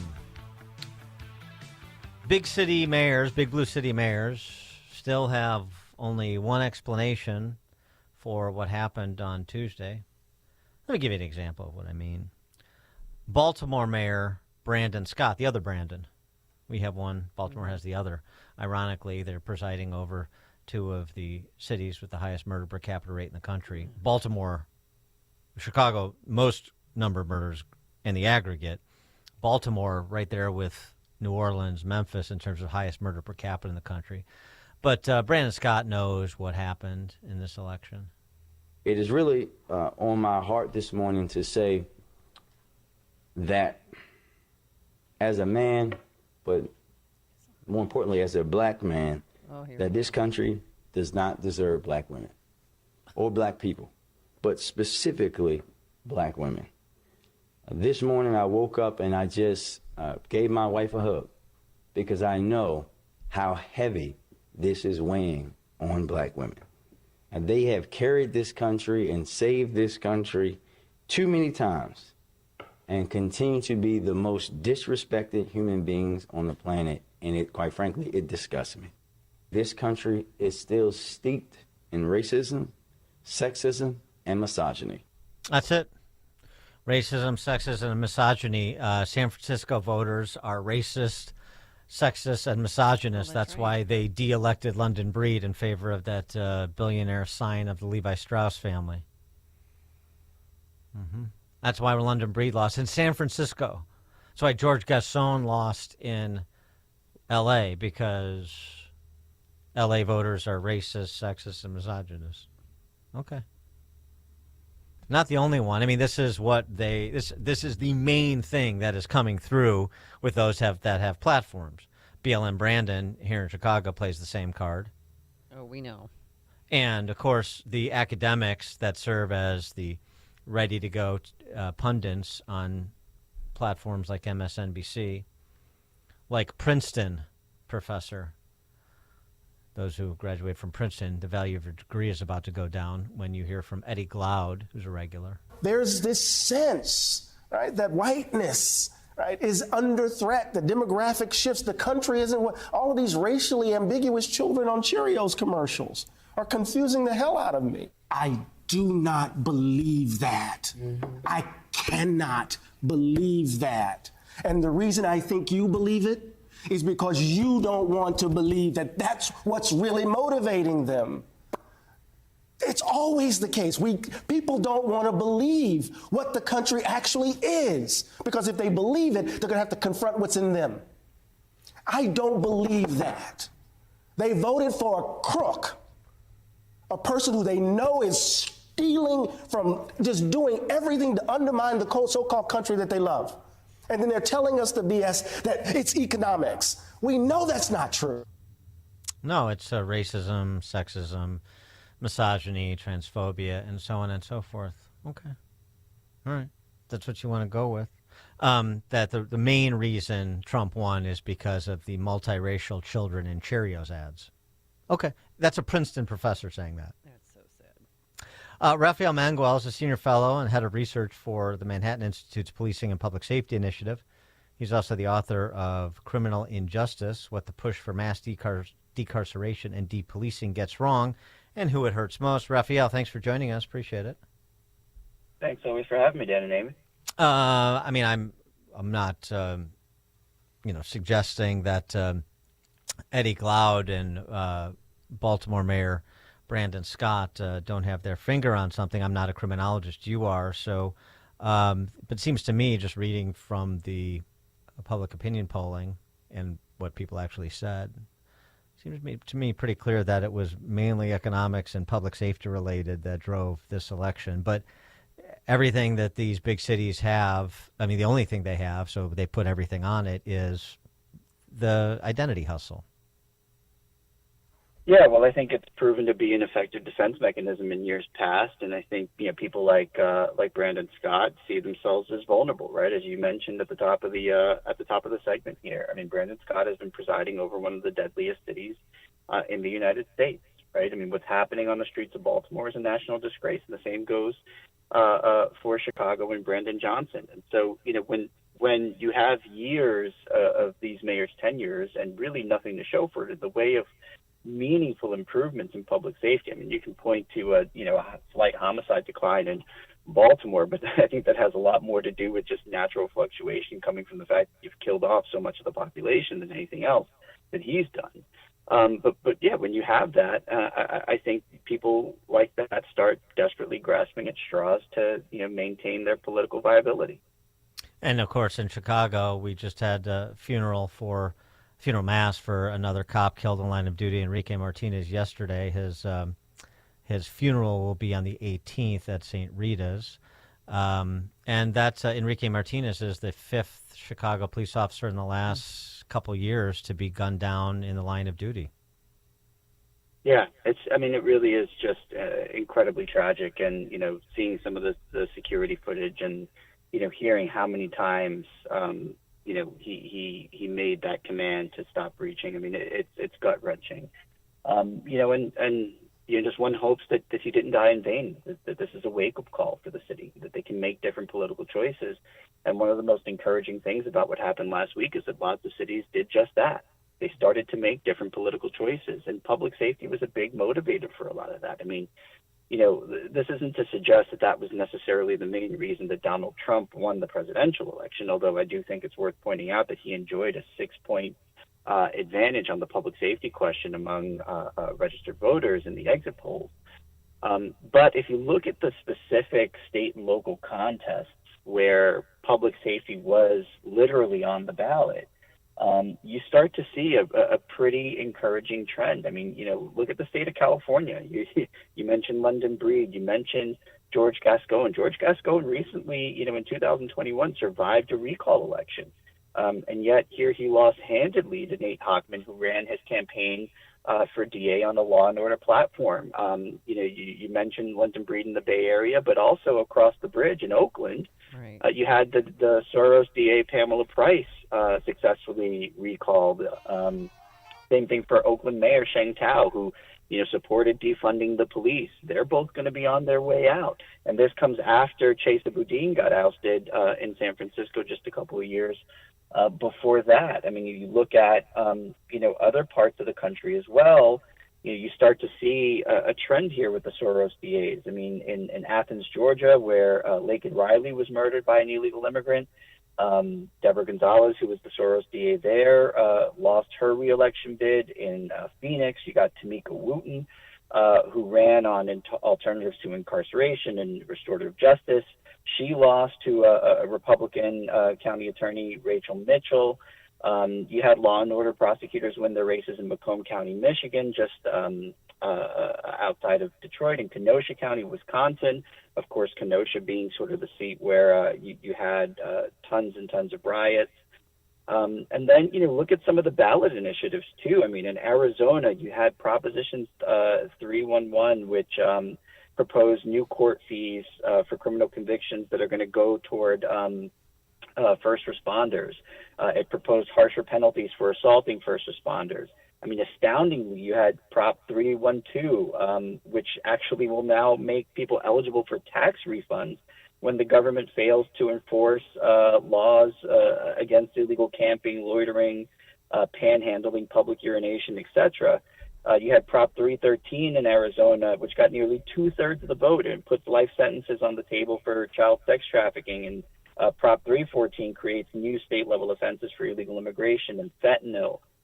You had Prop 36 in California, which, sought to kind of roll back Prop 47, which, basically legalized petty theft and a lot of drug offenses. In Colorado, you had ballot initiatives like 128 creating a new truth in sentencing regime, 130 directing the legislature to appropriate $350 million for police recruitment and retention. I mean, and I can go on. It really is quite astounding just how much law and order, kind of made a comeback on Tuesday. And the one thing is that you hope is that this is a sign of things to come. Well, let's talk about Prop 36 in California, because Kamala Harris, the VP, she mailed in her ballot, and when asked about Prop 36, how did you vote on that? She passed on the question. That's right. That's right. And it's really interesting that she passed on the question, right? Because, at that point, the election hadn't happened yet. And so the question becomes is she trying to court with her silence? Right? It's certainly not, Republicans who are uneasy about Donald Trump. It's certainly not independents who are on the fence about who they want to support. No, she was placating to her progressive base. And, that is just another example of the errors that, she has made throughout her political career. And that's exactly an example of what Americans are fed up with. They want people who are no longer going to stand for things like, pharmacy shelves being emptied by thugs.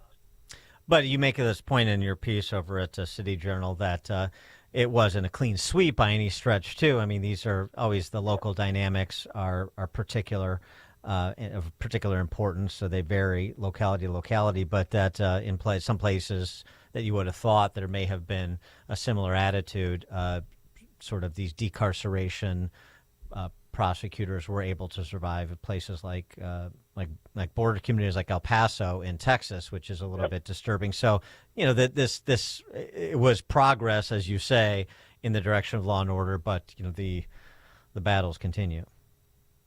That's exactly right. I actually have a follow-up piece that's going to be coming out in City Journal, I think, either today or tomorrow, that looks at the ballot initiative specifically. But it does kind of make the point that, it's surprising that in Houston, El Paso, and Austin, you had these progressive prosecutors survive their reelection bids or win new office.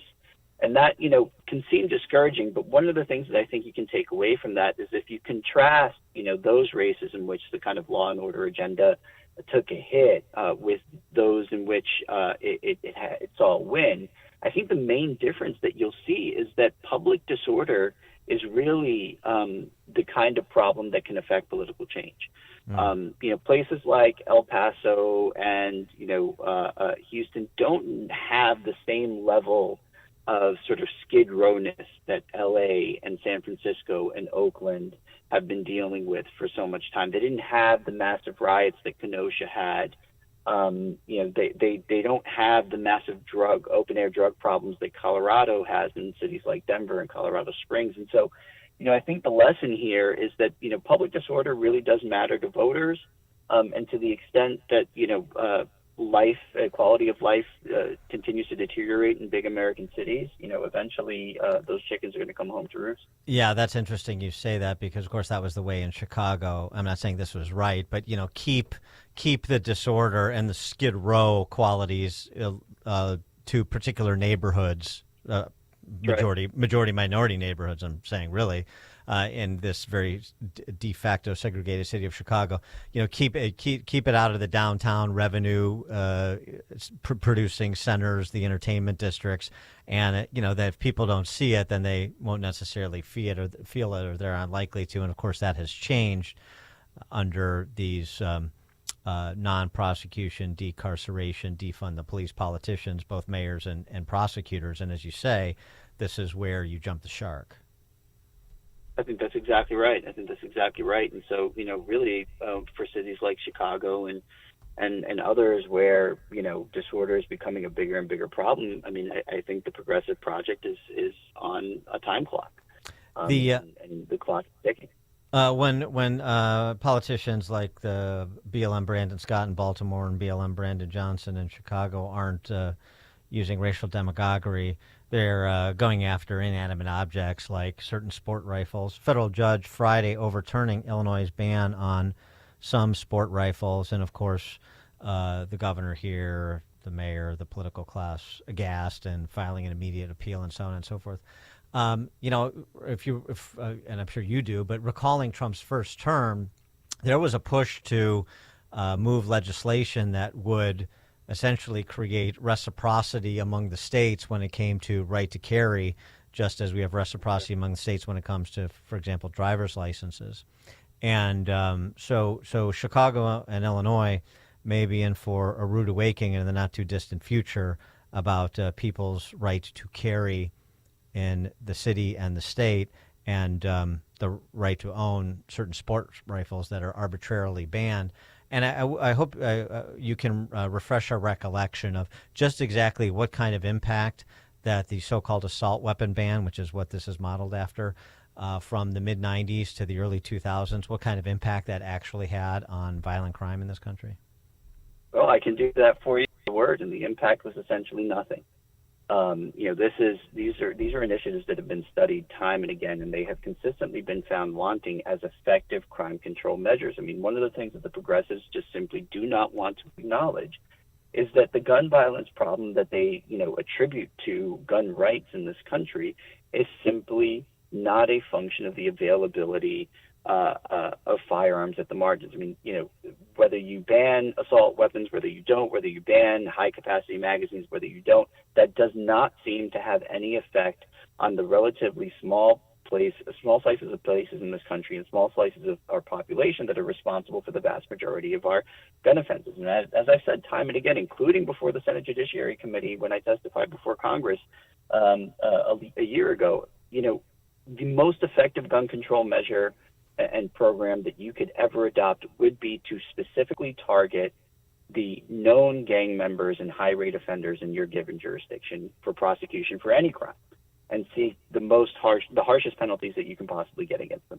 That is your best bet at reducing gun violence in a meaningful way. The idea that you can ban your way out of these offenses is really just silly, and it also underestimates the the necessity for having law enforcement be at the center of that project. I mean, take a guy like BLM Brandon, who has supported defunding the police. Well, who do you think is going to enforce the bans that you're now crying about being overturned? Right? Raphael, I mean, how do you discover an illegal firearm? Right? It's through the police. Right. Raphael Manguel, Senior Fellow, Head of Research for the Manhattan Institute's Policing and Public Safety Initiative, that is. Author of Criminal Injustice, What the Push for Mass Decarceration and Depolicing Gets Wrong and Who It Hurts Most. Raphael, thanks for joining us again. Appreciate it. Thanks always for having me.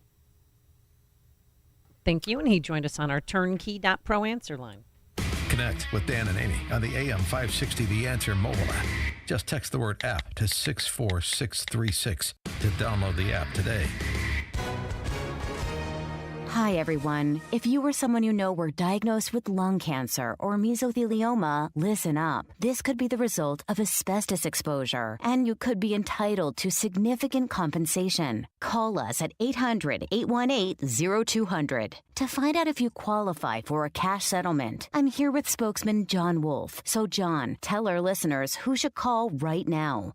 Well, Maria, first off, thank you for having me here to help the listeners. Now, as far as who should call in, anyone who's been diagnosed with lung cancer or mesothelioma should give us a call right now and find out if you qualify for a cash settlement. Call 800-818-0200. Thanks, John. You heard it, folks. If you or a loved one were diagnosed with lung cancer or mesothelioma, call right now to find out if you qualify for cash compensation. 800-818-0200. Advertisement sponsored by Legal Help Center. May not be available in all states. We all hear the radio ads about the IRS. They tell you to be afraid, to be scared, and they try to frighten you into calling. I'm not here to do that. Tax Relief Advocates is different. TRA is here to tell you that if you owe money to the IRS, whether it's $5,000, $50,000, or $500,000, we have a solution. It doesn't matter if you're sitting in your car, at work, or with your kids. No matter where you are, call now. 800-575-6745. Don't lose hope. TRA can eliminate or reduce what you owe to the IRS.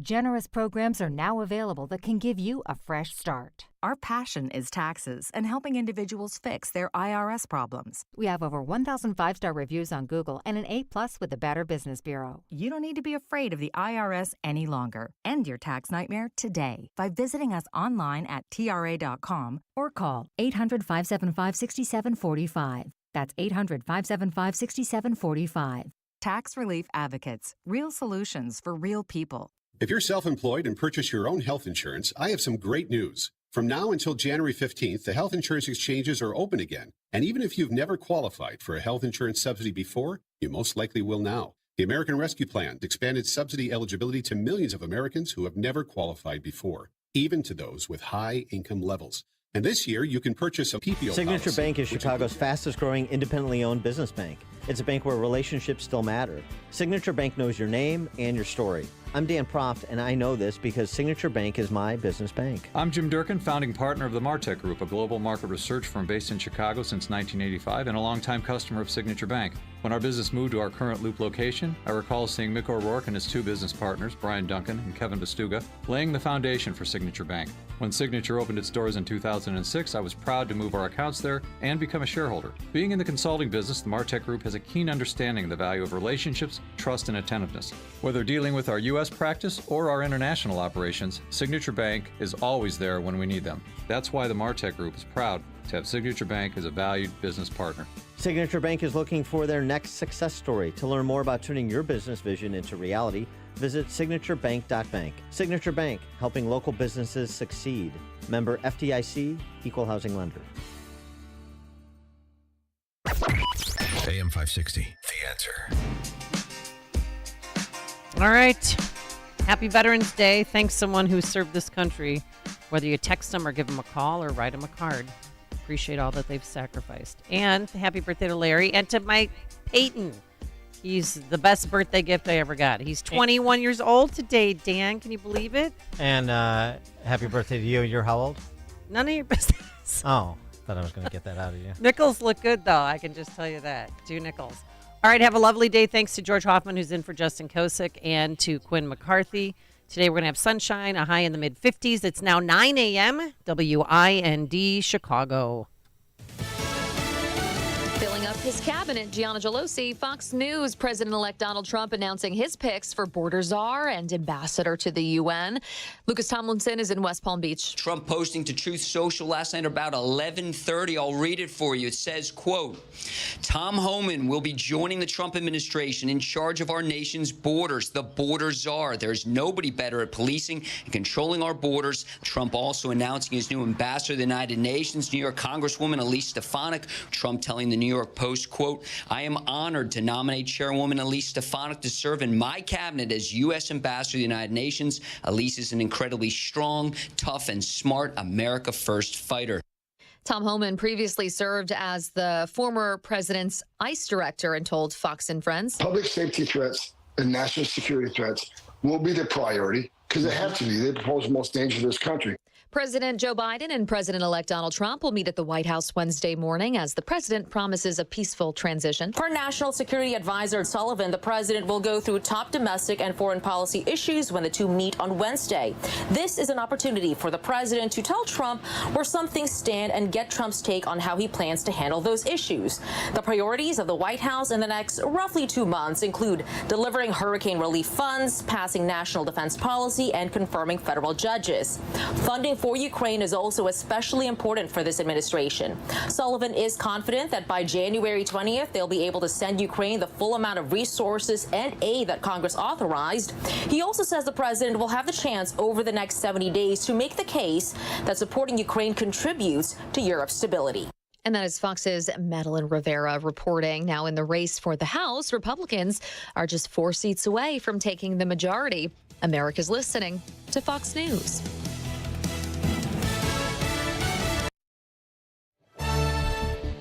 Sunshine, 52 degrees at 9:02 on AM 560. The Answer. Good morning.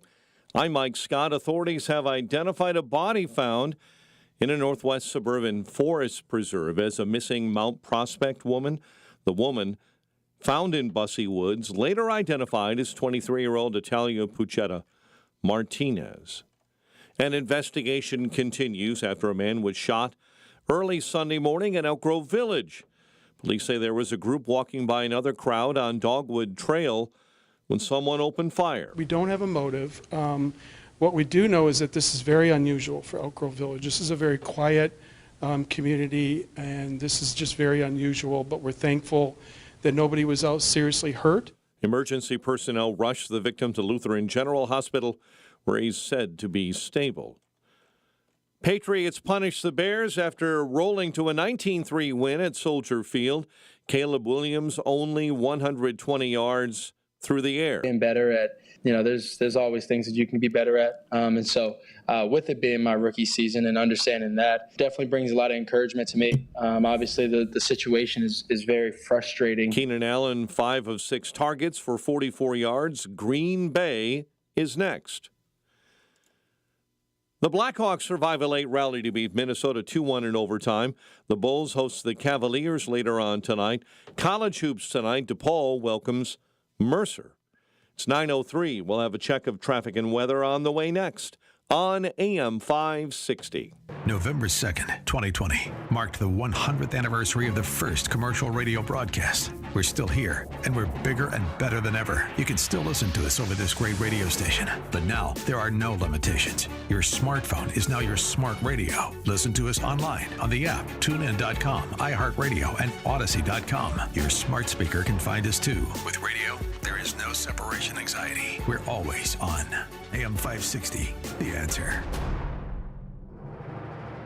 If your approach to everyday aches and pains is to mask them, feel better for a few hours only to have the pain return and then repeat the cycle all over again, it's time to try Relief Factor. And the good news is, Relief Factor makes that easy. Their 3-week quick start is just $19.95, less than $1 a day. Instead of masking pain, Relief Factor helps eliminate it. How? Well, its unique formula of ingredients helps support your body's response to inflammation. Relief Factor was developed by doctors. It's 100% drug-free, and for so many people, the results are game-changing, even life-changing. So give it a try. Right now, their 3-week quick start is just $19.95. Go to relieffactor.com or call 1-800-4-RELIEF. That's 1-800-4-RELIEF. See how in a few